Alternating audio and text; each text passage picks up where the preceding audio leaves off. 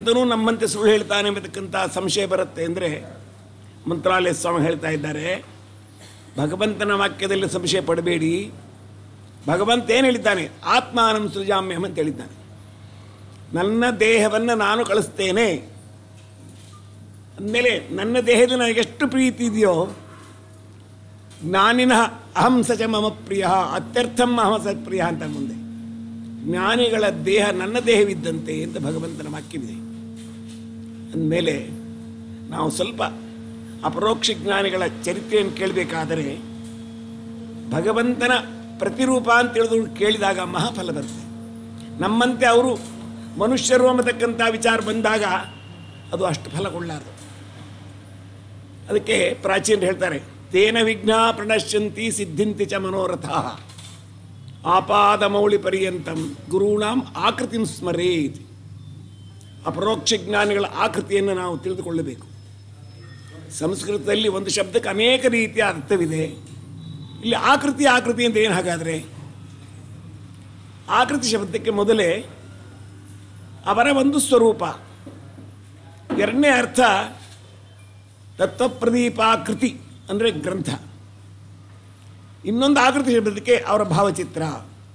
ಈ ಮೂರನ್ನು ನಾವು ತಲೆಯಿಟ್ಕೊಂಡಾಗ ತೇನ ವಿಘ್ನ ಪ್ರಣಶ್ಯಂತಿ ಸಿದ್ಧಿಂತಿ ಚ ಮನೋರಥ. ಅಂದಮೇಲೆ ಇವತ್ತಿನ ಕಥಾನಾಯಕರ ಆಕೃತಿ ಎಂಥದ್ದು ನೋಡೋಣ. ನಾವು ಅವರ ಸ್ವರೂಪ ಏನು ಸ್ವಲ್ಪ ನಾವು ವಿಚಾರ ಮಾಡಿದಾಗ ಭಾಗವತದಲ್ಲಿ ಪ್ರತಿಪಾದ್ಯರಾಗಿದ್ದಾರೆ ದಾಸರಾಯರು. ಸಾಕ್ಷಾತ್ ವೇದವ್ಯಾಸ ದೇವರಿಂದ ರಚಿತವಾದ ಭಾಗವತ ಪ್ರತಿಪಾದ್ಯರು ಪುರಂದರದಾಸರು. ಮತ್ತು ಅವರು ಮಾಡಿದ ದೊಡ್ಡ ಉಪಕಾರವೇನು ವಿಚಾರ ಮಾಡೋಣ. ನಾವ್ಯಾಕೆ ಅವರು ಸ್ಮರಣೆ ಮಾಡಬೇಕು ಅಂದರೆ, ವ್ಯಾಸರೂಪದಿಂದ ಭಗವಂತ ವೇದಗಳನ್ನು ವಿಭಾಗ ಮಾಡಿ 18 ಪುರಾಣಗಳನ್ನು ಮಾಡಿದಾಗೂ ಮನಸ್ಸಿಗೆ ನೆಮ್ಮದಿ ಇಲ್ಲ ಅಂತ ಕೂತಿದ್ದಾರೆ ಒಂದು ನದಿ ತೀರದಲ್ಲಿ. ಸುಮ್ಮನೆ ನಾಟಕ ಮಾಡ್ತಾ ಇದ್ದಾರೆ ವೇದವ್ಯಾಸದೇವರು. ಆ ಸಂದರ್ಭಕ್ಕೆ ನಾರದರು ಬಂದಿದ್ದಾರೆ. ಬಂದಾಗ ಏನು ಬಹಳ ವಿಚಾರ ಮಾಡ್ತಾ ಇದ್ದೀರಲ್ಲ, ಏನಾಗಿದೆ? ಎಲ್ಲ ಮಾಡಿದ್ದೀರಿ, ಇಲ್ಲ ತೃಪ್ತಿ ಆಗಲಿಲ್ಲ. ಆವಾಗ ನಾರದರು ಒಂದು ಮಾತು ಹೇಳ್ತಾರೆ, ಹೌದು 18 ಪುರಾಣ ಮಾಡಿದ್ದೀರಿ, ವೇದ ವಿಭಾಗ ಮಾಡಿದ್ದೀರಿ, ಎಲ್ಲ ಆಯಿತು. ಆದರೆ ನೀವು ಮಾಡಿರತಕ್ಕಂಥ ಕೆಲಸ ಅಜ್ಞರಿಗೆ ಮುಟ್ತಾ ಇಲ್ಲ ನೋಡಿ. ದೊಡ್ಡ ದೊಡ್ಡ ಜ್ಞಾನಿಗಳಿಗೆ ಎಲ್ಲವನ್ನು ಮಾಡಿಕೊಟ್ಟಿದ್ದೀರಿ, ಆದರೆ ಅಜ್ಞರು ಭಗವದ್ ಅನುಗ್ರಹಕ್ಕೆ ಪಾತ್ರರಾಗಬೇಕಾಗಿದೆ. ನೋಡಿರಿ, ನಮ್ಮಲ್ಲಿ ಎಷ್ಟು ಕೃಪಾ ಇದೆ ನಾರದರಿಗೆ. ಅದಕ್ಕೋಸ್ಕರವಾಗಿ ಆ ರೀತಿ ಆಡ್ತಕ್ಕಂಥ ಒಂದು ಗ್ರಂಥವನ್ನು ರಚನೆ ಮಾಡಬೇಕು ಅಂತ ಪ್ರಾರ್ಥನೆ ಮಾಡಿದ್ದಾರೆ. ಅದಕ್ಕೆ ಭಾಗವತ. ನಮ್ಮ ಭಾಗ ಇಲ್ಲಿಲ್ಲ, ಬೆಂಗಳೂರಲ್ಲಿಲ್ಲ, ವೈಕುಂಠದಲ್ಲಿದೆ. ಆ ಭಾಗವನ್ನು ನಾವು ಪಡಿಬೇಕಾಗಿದೆ. ಎಚ್ಚರಿಕೆ ಇರಲಿ. ಇಲ್ಲಿ ಸೈಟ್ ಉಪಯೋಗ ಇಲ್ಲ. ಇದು ಈ ಮನೆ ಏನಿದೆ ಸುಮ್ಮನೆ ಇದು ಮನೆ ಅಂತ ಯಾವುದಕ್ಕನ್ಬೇಕು? ಪ್ರತಿ ದಿವಸ ಅತಿಥಿಗಳು ಬಂದು ಸತ್ಕಾರವಾದಿಗಳಾಗ್ತಾ ಇದ್ರೆ ಅದನ್ನು ಮನೆ ಅನ್ಬೇಕು. ಇದೇ ದಾಸರು ಹೇಳ್ತಾರೆ ಮುಂದೆ, ಸ್ಮಶಾನಕ್ಕೆ ಸಮನೆಂಬ ಪುರಂದರ ಬಿಟ್ಟಲ್ಲ ಅಂತ. ನಮ್ಮ ಮನೆಯಲ್ಲಿ ಕೇವಲ ಯಾಕೆ ಮನೆಯಲ್ಲಿ ಪಿತೃಕಾರ್ಯವಿಲ್ಲ, ದೇವತಾ ಕಾರ್ಯವಿಲ್ಲ. ಪಿತೃಕಾರ್ಯ ಅಂದ್ಕೊಳ್ಳಿ ರಾಯರಿರೋದೇ ಪಿತೃಕಾರ್ಯ ಅಂತ ತಿಳ್ಕೊಂಡ್ಬಿಟ್ಟಿದ್ದೇವೆ ನಾವು. ರಾಯರ ಮಠವೇ ನಮಗೆ ಪಿತೃಕಾರ್ಯಕ್ಕೋಸ್ಕರವಾಗಿ. ಅದಕ್ಕಿದು ಮನೆಯಲ್ಲ. ಮನೆ ಅಂದರೆ ಅತಿಥಿಗಳು ಬರಬೇಕು, ಅಭ್ಯಾಗತರು ಬರಬೇಕು, ಸ್ವಾಹಾಕಾರ ಸ್ವಧಾಕಾರ ಆಗ್ತಾ ಇದ್ದರೆ ಅದನ್ನು ಮನೆ ಅನ್ನಬೇಕು ಅಂತಾರೆ ದಾಸರಾಯರು. ಅವರು ಇದು ಮಾಡಿದ ಉಪಕಾರ ನಮಗೆ ಭಾಗವತವನ್ನು ಪ್ರಾರ್ಥನೆ ಮಾಡಿ ಅಂತಹ ಭಾಗವತ ಗ್ರಂಥವನ್ನು ಕೊಟ್ಟಿರತಕ್ಕಂಥ ವ್ಯಕ್ತಿ ನಾರದರು. ಇಲ್ಲಿ ಒಂದು ಇತಿಹಾಸ ಬರುತ್ತೆ, ಸ್ವಲ್ಪ ಅದನ್ನು ನೋಡೋಣ. ನಾರದರು ಬಂದು ಕೇಳಿದಾಗ ಧರ್ಮದಲ್ಲಿ ಶ್ರದ್ಧೆ ಹುಟ್ಟಬೇಕಾಗತ್ತೆ. ಧರ್ಮದಲ್ಲಿ ಶ್ರದ್ಧೆ ಇದ್ದಾಗ ಮಾತ್ರ ನಾವು ಭಗವದ್ ಅನುಗ್ರಹ ಪಡೆಯಬಹುದು. ಅದಕ್ಕೆ ಸುಲಭ ರೀತಿಯಿಂದ ಧರ್ಮವನ್ನು ತಿಳಿಸ್ತಕ್ಕಂಥ ಗ್ರಂಥ ಬೇಕು ಅಂತ ಒಂದು ಮಾತಾಡಿದ್ದಾರೆ ಇಲ್ಲಿ. ಅವ್ರು ಹೇಳ್ತಾರೆ ಒಂದು ಮಾತು, ಪುನಃಗ್ರಾಮಂ ಪುನರ್ವಿತ್ತಂ ಪುನಃ ಪುತ್ರ ಪುನಃಗೃಹಂ ಪುನಃ ಶುಭಾಶುಭ ಕರ್ಮ ನ ಶರೀರಂ ಪುನಃ ಪುನಃ. ಮನುಷ್ಯ ಜೀರ ಪುನಃ ಬರುತ್ತೆ ಅನ್ನೋಚ್ಚಿಲ್ಲ. ಆದರೆ ಕಳೆದ ದುಡ್ಡು ಸಂಪಾದನೆ ಮಾಡಬಹುದು, ಕಳೆದ ಮನೆಯನ್ನು ಸಂಪಾದನೆ ಮಾಡಬಹುದು, ಮತ್ತು ಅದೇ ಊರಿಗೆ ಬರಬಹುದು. ಆದರೆ ಶರೀರ ಬರುತ್ತೆ ಅನ್ನೋ ಇಲ್ಲವಿಲ್ಲ. ಅಂದಮೇಲೆ ನಮಗೆ ಪುನಃ ವೈಷ್ಣವ ದೇಹ ಬರಬೇಕಾದರೆ ಏನು ಮಾಡಬೇಕು ಅಂತ ಪ್ರಶ್ನೆ ಇದೆ, ನಾರದರ ಪ್ರಶ್ನೆ. ಅದಕ್ಕೆ ನಾರದರು ವೇದವ್ಯಾಸ ಹೇಳಿದರು ಧರ್ಮವನ್ನು ರಕ್ಷಣೆ ಅದೇ ಹೇಳಿದ್ದು ನಾನು.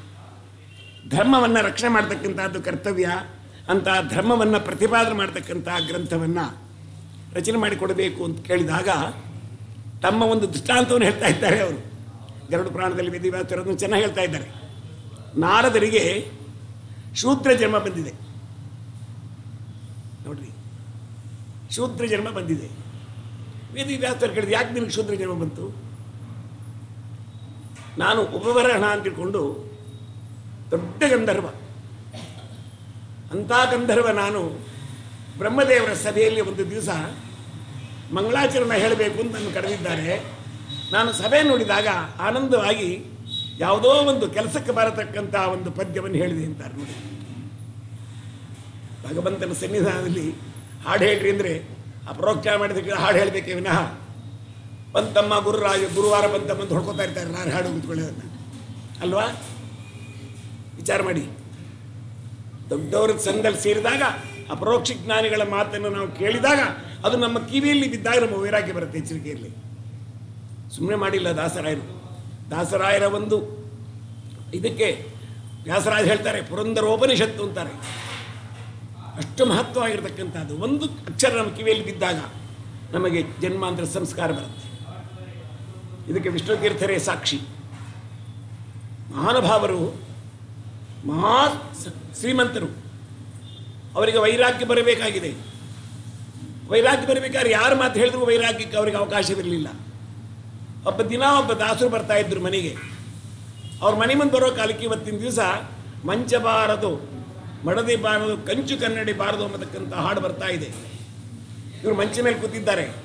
ಓ ಈ ಬ್ರಾಹ್ಮಣ ನಾನು ಬೈತಾ ಇದ್ದಾನೆ ಅಂತ ತಿಳ್ಕೊಂಡ್ರು. ಎದ್ದು ಬಂದರು. ಸ್ವಾಮಿ ಇದು ದಾಸರು ಹೇಳಿದ್ದು ನಂದಲ್ಲ, ದಿನ ಕೇಳ್ತಾ ಇದ್ದೆ, ಇವತ್ತು ಕೇಳಿದಾಗ ಏನೋ ಮನಸ್ಸಿನ ಮೇಲೆ ಪರಿಣಾಮ ಆಗಿದೆ, ಏನು ಮಾಡಬೇಕು ನನಗೆ ಗೊತ್ತಿಲ್ಲ ಸ್ವಾಮಿ. ತಕ್ಷಣ ಒಳಗೆ ಕರೆದ್ರು ಆ ಬ್ರಾಹ್ಮಣನ. ಆ ಮಂಚ ಮೇಲೆ ಅವ್ರು ಕೂಡಿಸಿ ತುಳಸಿ ಪತ್ರ ಇಟ್ಟು ಹೊರಟುಬಿಟ್ರು ನೋಡ್ರಿ. ಮನೆಯಲ್ಲಿ ಪ್ರತಿ ದಿವಸ ದಾಸರಾಯರು ಹಾಡು ಹೇಳ್ತಾ ಇದ್ರೆ ಹಿಂದೆಲ್ಲ ಪುಸ್ತಕ ಇರಲಿಲ್ಲ, ಹೆಣ್ಣುಮಕ್ಳು ಹೇಳ್ತಾ ಇದ್ರು, ಕೇಳಿ ಕೇಳಿ ಬಂದ್ಬಿಟ್ಟಿದೆ ಎಲ್ಲರಿಗೂ. ಈಗ ಪುಸ್ತಕ ಬಂದಿದೆ, ಎಲ್ಲ ಬಂದಿದ್ದು, ಯಾರೂ ಹೇಳ್ತಾ ಇಲ್ಲ. ಇಷ್ಟೇ ಬಂದಿರೋದು ನಮಗೆ. 80 ವರ್ಷದ ಮುದುಕರು ಬೆಳಗ್ಗೆ ಎದ್ಕೊಂಡು ಹಾಡು ಹೇಳ್ತಾ ಇದ್ರು, ಅದು ಮಕ್ಕಳ ಕಿವಿಯಲ್ಲಿ ಬೀಳ್ತಾ ಇತ್ತು. ಅದರಿಂದ ಅವರು ಮುಂದೆ ಆದರು.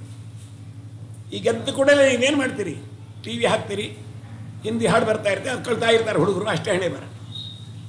ಹಾಗೆ ಉಪಭರಣರು ಹೇಳಿದಾಗ ಬ್ರಹ್ಮದೇವರಿಗೆ ಸಿಟ್ಟು ಬಂತು. ಎಂಥ ಸ್ಥಾನದಲ್ಲಿ ಮಾಡಿದ್ದೀಯಾ, ಇದು ಶೂದ್ರ ಮಾಡ್ತಕ್ಕಂಥ ಕೆಲಸ, ಶೂದ್ರನಾಗುವ ಶಾಪ ಕೊಟ್ಬಿಟ್ರು. ಭಾಳ ನೋವಾಯಿತು. ಕೇಳ್ಕೊಂಡೆ ಬ್ರಹ್ಮದೇವ್ರನ್ನ ಏನು ಮಾಡಬೇಕು ಅಂತ. ಅದಕ್ಕೆ ನೀನು ಇದಕ್ಕೆ ಪ್ರಾಯಶ್ಚಿತ್ತ ಅಂತ ಹೇಳಿದರೆ ಸಜ್ಜನರ ಸೇವೆ, ತಾಯಿಯ ಸೇವೆ ಮಾಡ್ತೀಯ, ಪರಿಹಾರವಾಗತ್ತೆ ಅಂತ ನನಗೆ ಬ್ರಹ್ಮದೇವರು ಹೇಳಿದರು. ಸರಿ, ಶೂದ್ರ ಜನ್ಮಲ್ಲಿ ಬಂದಿದ್ದೇನೆ. ನಮ್ಮ ತಂದೆ ಸಣ್ಣ ವಯಸ್ಸಲ್ಲಿಗೆ ಮರಣ ಹೊಂದ್ಬಿಟ್ಟಿದ್ದಾರೆ. ನಮ್ಮ ತಾಯಿ ನನ್ನ ರಕ್ಷಣೆ ಮಾಡಬೇಕು ಅಂತ ಮಾಡ್ತಾ ಇದ್ದಾರೆ. ನಮ್ಮ ತಾಯಿ ಜೀವನ ಹೇಗಿತ್ತು ಅಂದರೆ ಅನೇಕ ಜನಗಳ ಮನೆಯಲ್ಲಿ ಪಾತ್ರೆ ತಿಕ್ಕಬೇಕು, ಅವ್ರು ಕೊಟ್ಟಿರ್ತಕ್ಕಂಥ ಆಹಾರ ತರಬೇಕು, ಊಟ ಮಾಡಬೇಕು, ಹಿಂಗಾಗಿತ್ತು. ನಮ್ಮ ತಾಯಿ ಸೇವೆ ಮಾಡ್ತಾ ಇದ್ದೇನೆ ನಾನು. ನನ್ನ ರಕ್ಷಣೆಗೋಸ್ಕರವೇ ತಾಯಿ ಭಾಳ ಕಷ್ಟಪಡ್ತಾ ಇದ್ದಾರೆ. ಹೀಗಿರ್ತಕ್ಕಂಥ ಸಂದರ್ಭದಲ್ಲಿ ಯಾರ ಮನೆಯಲ್ಲಿ ನಮ್ಮ ತಾಯಿ ಸೇವೆ ಮಾಡ್ತಾ ಇದ್ದಳೋ ಆ ಮನೆಯಲ್ಲಿ ಚಾತುರ್ಮಾಸದಲ್ಲಿ ಅನೇಕ ಯತಿಗಳು ಬಂದು ಚಾತುರ್ಮಾಸಕ್ಕೆ ಹೊಂದಿದ್ದಾರೆ. ಆವಾಗ ನಾನು ಹೇಳಿದೆ, ಅಮ್ಮ ಇವತ್ತು ನಾನು ಮಾಡ್ತೇನೆ ಅವ್ರ ಸೇವೆ ಅಂತ ಹೇಳಿ ಹೋಗಿ ಆ ಯತಿಗಳ ಸೇವೆ ಮಾಡ್ತಾ ಇದ್ದೇನೆ. ಏನು ಸೇವೆ ನಂದು? ಅವ್ರು ಭೋಜನ ಮಾಡತಕ್ಕಂಥ ಎಲೆಯನ್ನು ಎತ್ತುವುದು ಮಾಡೋದು ಹೀಗೆ ಮಾಡ್ತಾ ಇದ್ದೇನೆ. ನಾ ಮಾಡತಕ್ಕಂಥ ಕೆಲಸವನ್ನು ನೋಡಿದಾಗ ಶ್ರದ್ಧೆ ಬಂದಿದೆ. ಆವಾಗ ಅವ್ರು ಕರೆದು, ಮಗು ನೀವು ಒಂದು ಮಂತ್ರ ಕೊಡ್ತೇವೆ ಅಂತ ಒಂದು ಮಂತ್ರ ಕೊಟ್ಟರು. ಆ ಮಂತ್ರವನ್ನು ಜಪ ಮಾಡ್ತಾ ಇದ್ದೆ ನಾನು ಅಂತಾರೆ. ಆ ಮಂತ್ರ ಜಪ ಮಾಡ್ತಾ ಮಾಡ್ತಾ ಮಾಡ್ತಾ ನನಗೆ ಏನಾಯ್ತು, ಅಯ್ಯೋ ಏನೋ ಒಂದು ರೀತಿಯಾದ ಮನಸ್ಸಿನ ನಮ್ಮ ದೇಹದಲ್ಲಿ ಒಂದು ಏನೋ ಒಂದು ವಿಚಿತ್ರವಾದ ಶಕ್ತಿ ಬಂದಿತ್ತು. ಹಾಗಾದ್ರೆ ನಾನು ಈ ಮಂತ್ರಕ್ಕೆ ಪ್ರತಿಪಾದನಾಗಿರ್ತಕ್ಕಂಥ ವಸ್ತುವನ್ನು ನೋಡಬೇಕು ಅಂತಕ್ಕಂಥ ಹಠ ಬಂತು ನನಗೆ. ಏನು ಮಾಡಬೇಕು? ನಮ್ಮ ತಾಯಿ ಮನೆಯಲ್ಲಿದ್ದಾಳೆ, ನಾನು ಎಲ್ಲೋ ಏಕಾಂತದಲ್ಲಿ ಹೋಗಿ ಸೇವೆ ಮಾಡ್ತೀನಿ ಅಂದರೆ ತಾಯಿ ಗಾಬರಿ ಆಗ್ತಾಳೆ. ಸುಮ್ಮನೆ ಇದ್ದೆ, ದೇವ್ರನ್ನೇ ಕೇಳ್ಕೊಂಡೆ, ಸ್ವಾಮಿ ಆ ಋಷಿಗಳು ಕೊಟ್ಟಿರ್ತಕ್ಕಂಥ ಮಂತ್ರವನ್ನು ಬಿಡದೇ ನಾನು ಜಪ ಮಾಡಬೇಕು. ಈಗ ಆಗ್ತಾ ಇಲ್ಲ, ತಾಯಿ ಸೇವೆ ಮಾಡಬೇಕು, ಬಾಡ ದಾರಿದ್ರ್ಯ. ಹೀಗಿರೋ ಕಾಲಕ್ಕೆ ನಮ್ಮ ತಾಯಿಗೆ ಭಗವದ್ ಅನುಗ್ರಹದಿಂದ ಒಂದು ದಿವಸ ಮರಣ ಬಂದಿದೆ. ತಾಯಿ ಹೋದ್ಮೇಲೆ ನನಗೆ ಆನಂದವಾಯಿತು. ತಾಯಿ ಸೇವೆ ಮಾಡಿದ್ದೇನೆ ಇಷ್ಟು ದಿವಸ ಸಾಕು ಅಂತ. ಅರಣ್ಯಕ್ಕೆ ಬಂದಿದ್ದೇನೆ, ಕುತ್ಕೊಂಡು ಧ್ಯಾನ ಮಾಡ್ತಾ ಇದ್ದೇನೆ. ಒಂದು ನಿಮಿಷ ವಿಚಿತ್ರವಾದ ಒಂದು ಬೆಳಕನ್ನು ಕಂಡಿತು. ನೋಡ್ರಿ, ಭಜನೆ ಮಾಡ್ತಾ ಇರೋ ಕಾಲಕ್ಕೆ ಬೆಳಕು ಬೇಕು ನಿಮಗೆ. ಕರೆಂಟ್ ಹೋಗ್ಬಿಡುತ್ತೆ ನೀವು ಹೇಳೋ ಕಾಲಕ್ಕೆ ಅಲ್ವಾ, ಬೆಳಕು ವಿದ್ಯುತ್ ಹೋಗ್ಬಿಡುತ್ತೆ, ಹಾಗಾಗಬಾರ್ದು. ಕಂಡಿತು, ಅಚ್ಚರಿ ಆಯ್ತು. ಎದ್ದು ನೋಡ್ತೇನೆ, ಬೆಳಕು ಕಾಣಲಿಲ್ಲ. ಅಳ್ತಾ ಕೂತೆ. ಆಕಾಶವಾಣಿ ಆಯಿತು, ಈ ಜನ್ಮದಲ್ಲಿ ಇಷ್ಟೇ ನಿನಗಾಗತ್ತೆ, ಇಂಥ ಒಂದು ಜ್ಯೋತಿ ಸ್ವರೂಪವುಳ್ಳಂಥ ವ್ಯಕ್ತಿಯನ್ನು ನೀನು ನೋಡಬೇಕಾದ್ರೆ ಬಹಳ ತಪಸ್ಸು ಮಾಡಬೇಕು ಅಂತ ಆಕಾಶವಾಣಿ ಆಯಿತು. ಸರಿ, ತಾಯಿ ಹೋಗ್ಬಿಟ್ಟಿದ್ದಾಳೆ, ನನಗೆ ಇನ್ಯಾರೂ ಇಲ್ಲ. ಹಾಗೆ ಎದ್ದುಕೊಂಡು ಹೊರಟೆ ನಾನು. ಹೊರಟು ಬಂದು ಸಮಾಧಾನ ಮಾಡ್ತಾ ಇರೋ ಕಾಲಕ್ಕೆ ಬ್ರಹ್ಮದೇವರು ಒಬ್ಬ ವ್ಯಕ್ತಿಯನ್ನು ಕಳಿಸಿ ನೀನು ಹೀರೋದು ಸರಿಯಲ್ಲ ಅಂತ ಹೇಳಿದರು.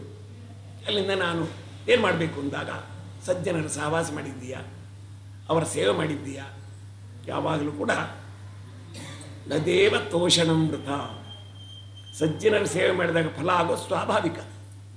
ನ ಕೆಮ್ಮೆಯಾನೆ ತೀರ್ಥಾನಿ ನ ದೇವ ಮೃಚ್ಛಿಲಾಮಯ ದೇವನಂ ತಿರುಕಾಲೇನ ದರ್ಶನಾದೇವ ಸಾಧವ.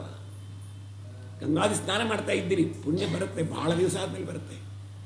ಅದೇ ಸಜ್ಜನರ ದರ್ಶನವಾಯಿತು ಅಂದರೆ ಸಾಕು, ಅವರ ಬಾಯಿಂದ 2 ಮಾತು ಬಂದರೆ ಉದ್ಧಾರ ಆಗುತ್ತೆ. ಅದಕ್ಕೆ ನೀನು ಸಜ್ಜನ ಸೇವೆ ಮಾಡಿದ್ದೀಯಪ್ಪ, ಅನುಕೂಲ ಆಗತ್ತೆ. ಹಾಗೆ ಅಂತ ಹೇಳಿದಾಗ ನನಗೆ ಮರಣದ ಸಮೀಪ ಬಂದಿದೆ. ನಾನು ಮರಣ ಹೊಂದಿದ ಮೇಲೆ ಬ್ರಹ್ಮದೇವರ ತೊಡೆಯಿಂದ ನನ್ನ ಅವತಾರವಾಗಿದೆ ಅಂತಾರೆ ನಾರದರು. ನೋಡಿ, ಇನ್ಮೇಲೆ ಎಚ್ಚರಿಕೆ ಇರಬೇಕು. ನಾರದರ ಜೀವನ ಚರಿತ್ರೆ ಕಾಲಕ್ಕೆ ನಮಗೆ ಕೊಟ್ಟಿರತಕ್ಕಂಥ ದೊಡ್ಡ ದೊಡ್ಡ ಮಂತ್ರಗಳನ್ನು ಅಮಂಗಳವಾದ ಸ್ಥಳದಲ್ಲಿ ಹೇಳೋಣ, ಮಂಗಳ ಸ್ಥಳದಲ್ಲಿ ಹೇಳದೇ ಇರೋಣ, ಇವೆರಡೂ ತಪ್ಪಾಗುತ್ತೆ. ಯಾಕೆ? ಅದು ವೇದ ತುಲ್ಯ, ಉಪನಿಷತ್ತು. ಸರಿಯಾಗಿ ಕೂತ್ಕೊಂಡು ಜಪ ಮಾಡಿದಾಗ ಕೇಳಿದವರಿಗೂ ಕೂಡ ಅದರಿಂದ ಬಹಳ ಅನುಕೂಲ ಆಗುತ್ತೆ. ಎಚ್ಚರಿಕೆ ಇರಲಿ. ವಿಷ್ಣು ತೀರ್ಥ ದೃಷ್ಟಾಂತ ಕಿವಿಗೆ ಬಿದ್ದಿದೆ. ಪುರಂದರದಾಸ ವಾಕ್ಯ ಅನ್ನೋದು ಬಿದ್ದಾಗ ಅವರಿಗೆ ವೈರಾಗ್ಯ ಬಂದಿದೆ. ಹಾಗೆ ನಾವು ನಮ್ಮ ಮನೆಯಲ್ಲಿ ಸಣ್ಣ ಸಣ್ಣ ಮಕ್ಕಳು ಎದುರಿಗೆ ಹೇಳ್ತಾ ಇದ್ದರೆ ಅವ್ರಿಗೆ ಬಾಯಿಗೆ ಬರುತ್ತೆ, ಹೇಳ್ತಾ ಇರ್ತಾರೆ ಅವರು. ನಾವು ಹೇಳೋದೇ ಇಲ್ಲ, ಮನೆಯಲ್ಲಿ ಹೇಳೋದಿಷ್ಟೇ ಇಲ್ಲ. ಅವ್ರ ಸಮಾಧಾನಕ್ಕೋಸ್ಕರವಾಗಿ ಕೊಟ್ಬಿಡ್ತೇವೆ, ಮೊಬೈಲ್ ಕೊಟ್ಬಿಡ್ತೇವೆ, ಮೊಬೈಲ್ ನೋಡ್ತಾ ಇರ್ತಾರೆ, ಅದರಿಂದೆಲ್ಲ ಬರುತ್ತೆ ಅವ್ರಿಗೆ ಬಾಯಿಗೆ. ಎಲ್ಲ ಎಚ್ಚರಿಕೆ ಇರಬೇಕು. ನಾವೆಲ್ಲಿದ್ದೇ ವಿಚಾರ ಮಾಡು. ಉಪಭರಣರು ಶುದ್ಧ ಜನ್ಮವನ್ನು ಪಡೆದು ತಾಯಿ ಸೇವೆ ಮತ್ತು ಸಜ್ಜನರ ಸೇವೆ, ಇದರ ಫಲ ಏನಾಯಿತು? ಮುಂದೆ ಬ್ರಹ್ಮದೇವರ ತೊಡೆಯಿಂದ ಅವತಾರವಾಗತಕ್ಕಂಥ ಭಾಗ್ಯ ಬಂದಿದೆ, ಆಗಿದ್ದಾರೆ. ಅದೇ ನಾರದರು ದ್ವಾಪರ ಯುಗದಲ್ಲಿ ಕೃಷ್ಣನಿಗೆ ಬಂದಿದ್ದಾರೆ. ಕೃಷ್ಣನ ದಾಂಪತ್ಯ ಜೀವನ ಹೇಗಿದೆ ನೋಡಬೇಕು ಅಂತ ಬಂದಿದ್ದಾರೆ ಮಹಾನುಭಾವ. ಯಾಕೆ? ಕಂಡಾಪಟ್ಟೆ ಹೆಂಡಂದ್ರೆ ಅವನಿಗೆ ಹೇಗಿರ್ಬೋದು ಇವನು. ಒಂದು ಹೆಂಡತಿ ಇದ್ದವರೇ ಬಾಯಿ ಬಡ್ಕೋತಾ ಇರ್ತಾರೆ. ಕೃಷ್ಣ ಹೇಗಿರ್ಬೋದು ನೋಡಬೇಕು ಅಂತ ಬಂದಿದ್ದಾರೆ. ಪಾಪ ಎಲ್ಲಿ ನೋಡಿದ್ರು ಗೌರವ ಪಡ್ತಾ ಇದ್ದಾರೆ.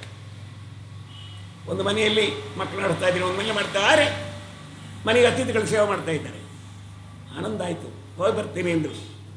ಇಲ್ಲ, ನೀವು ಬಂದಿದ್ದು ಒಳ್ಳೆಯದಾಯಿತು, ನಿಮಗೇನಾದ್ರು ನಾನು ಕೊಡೋಕು ಅಂದ್ಮೇಲೆ ಏನು ಬೇಕು ನಿಮಗೆ ಅಂತ ಕೇಳಿದ ಕೃಷ್ಣ. ನಾರದ್ರು ಕೇಳಿದರು, ನನ್ನ ಉಸಿರು ಇದ್ದಾಗ, ಮಲಗಿದಾಗ, ಎದ್ದಾಗ ನಿನ್ನ ಹರಿಸ್ಮರಣೆ ಬರುವಂತೆ ಅದನ್ನು ಅನುಗ್ರಹ ಮಾಡುವಂತ ಕೇಳ್ಕೊಂಡಿದ್ದಾರೆ. ಬೇರೆ ಏನು ಕೇಳಲಿಲ್ಲ. ನಾವೇನಾದ್ರು ಭಗವಂತ ಕಂಡು ಬಿಟ್ಟರೆ ಲಿಸ್ಟ್ ಕೊಟ್ಬಿಡ್ತೀವಲ್ಲ, ಜಯನಗರದಲ್ಲಿ ಒಂದು ಮನೆ ಕೊಡು, ಕಾರ್ ಕೊಡು, ಒಳ್ಳೆ ಅಮೇರಿಕನ್ ಮಗನ ಕೊಡು, ಅಮೇರಿಕಾ ಹಾಕ್ತಾರೆ, ನಾವು ಬಾಯಿ ಬಿಡ್ಕೋತಾ ಇರ್ತೀವಿ. ಇಷ್ಟೇ ಇಲ್ಲಿ ಏನೂ ಬೇಡ.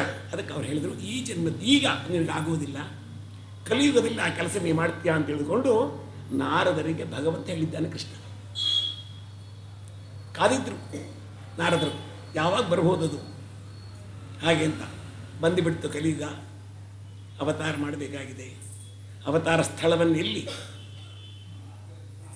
ಕರ್ಮಭೂಮಿ ಭರತಖಂಡ. ಬೇರೆ ಯಾವ ಭೂಮಿಯು ಸುಮ್ಮನೆ ಭೋಗ ಮಾಡಲಿಕ್ಕಷ್ಟೇ ವಿನಃ ಅಲ್ಲಿ ಏನು ಮಾಡಿದ್ರು ಪುಣ್ಯವೂ ಇಲ್ಲ, ಯಾವ ರೀತಿಯಾದ ಫಲವೂ ಇಲ್ಲ.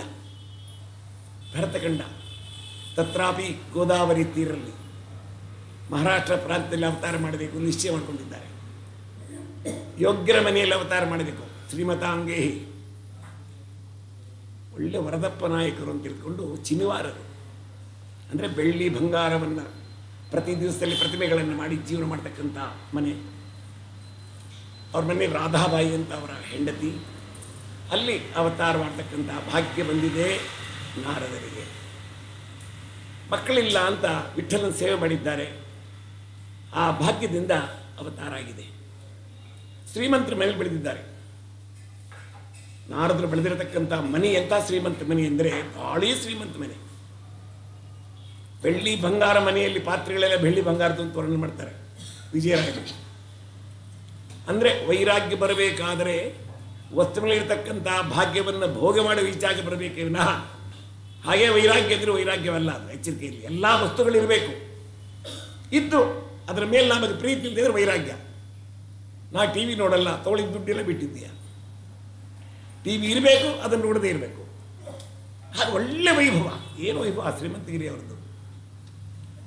ಸ್ವಲ್ಪ ದಿವಸ ಭೋಗ ಮಾಡಲಿ, ಯಾಕೆ ಹಿಂದೆ ಪುಣ್ಯ ಮಾಡಿದ್ದಾರೆ, ಸಜ್ಜನ ಸೇವೆ ಮಾಡಿದ್ದಾರೆ ಅಂತ ಪುಣ್ಯ ಅನುಭವಿಸಲಿ ಅಂತ ತಿಳ್ಕೊಂಡು ಸ್ವಲ್ಪ ದಿವಸ ಭಾಗ್ಯವನ್ನು ಭಗವಂತ ಅನುಗ್ರಹ ಮಾಡಿದ. ಆಮೇಲೆ ಹೀಗೆ ಬಿಟ್ಟು ಬಿಟ್ಟರೆ ನನ್ನ ಮಾತು ಸುಳ್ಳಾಗಬಾರ್ದು ಕೃಷ್ಣ ಹೇಳಿದ. ಅದಕ್ಕೆ ಅವರಿಗೆ ವೈರಾಗ್ಯ ಬರಬೇಕಾಗಿದೆ. ಮನುಷ್ಯನ ನಾವು ದೊಡ್ಡವ್ರನ್ನ ಏನು ಕೇಳಬೇಕು? ಜ್ಞಾನ, ಭಕ್ತಿ, ವೈರಾಗ್ಯ, ಇದು ಮೂರೇ ಕೇಳಬೇಕು. ಅದು ಬಿಟ್ಟು ನಾವೇನು ಕೇಳ್ತೇವೆ? ಆಯುಷ್ಯು, ಆರೋಗ್ಯ, ಐಶ್ವರ್ಯ. ಆಯುರಾರೋಗ್ಯ ಐಶ್ವರ್ಯಂ ದತ್ವ.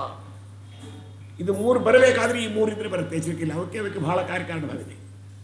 ಜ್ಞಾನ, ಭಕ್ತಿ, ವೈರಾಗ್ಯ, ಅನಂತರದಲ್ಲಿ ಆಯುಷ್ಯ, ಆರೋಗ್ಯ, ಐಶ್ವರ್ಯ. ಹೀಗೆ ಬಂದಾಗ ಐಶ್ವರ್ಯ ಸಾರ್ಥಕವಾಗುತ್ತೆ. ಅದಕ್ಕೆ ಐಶ್ವರ್ಯ ಕೊಟ್ಟ, ಭೋಗ ಮಾಡಿದರು.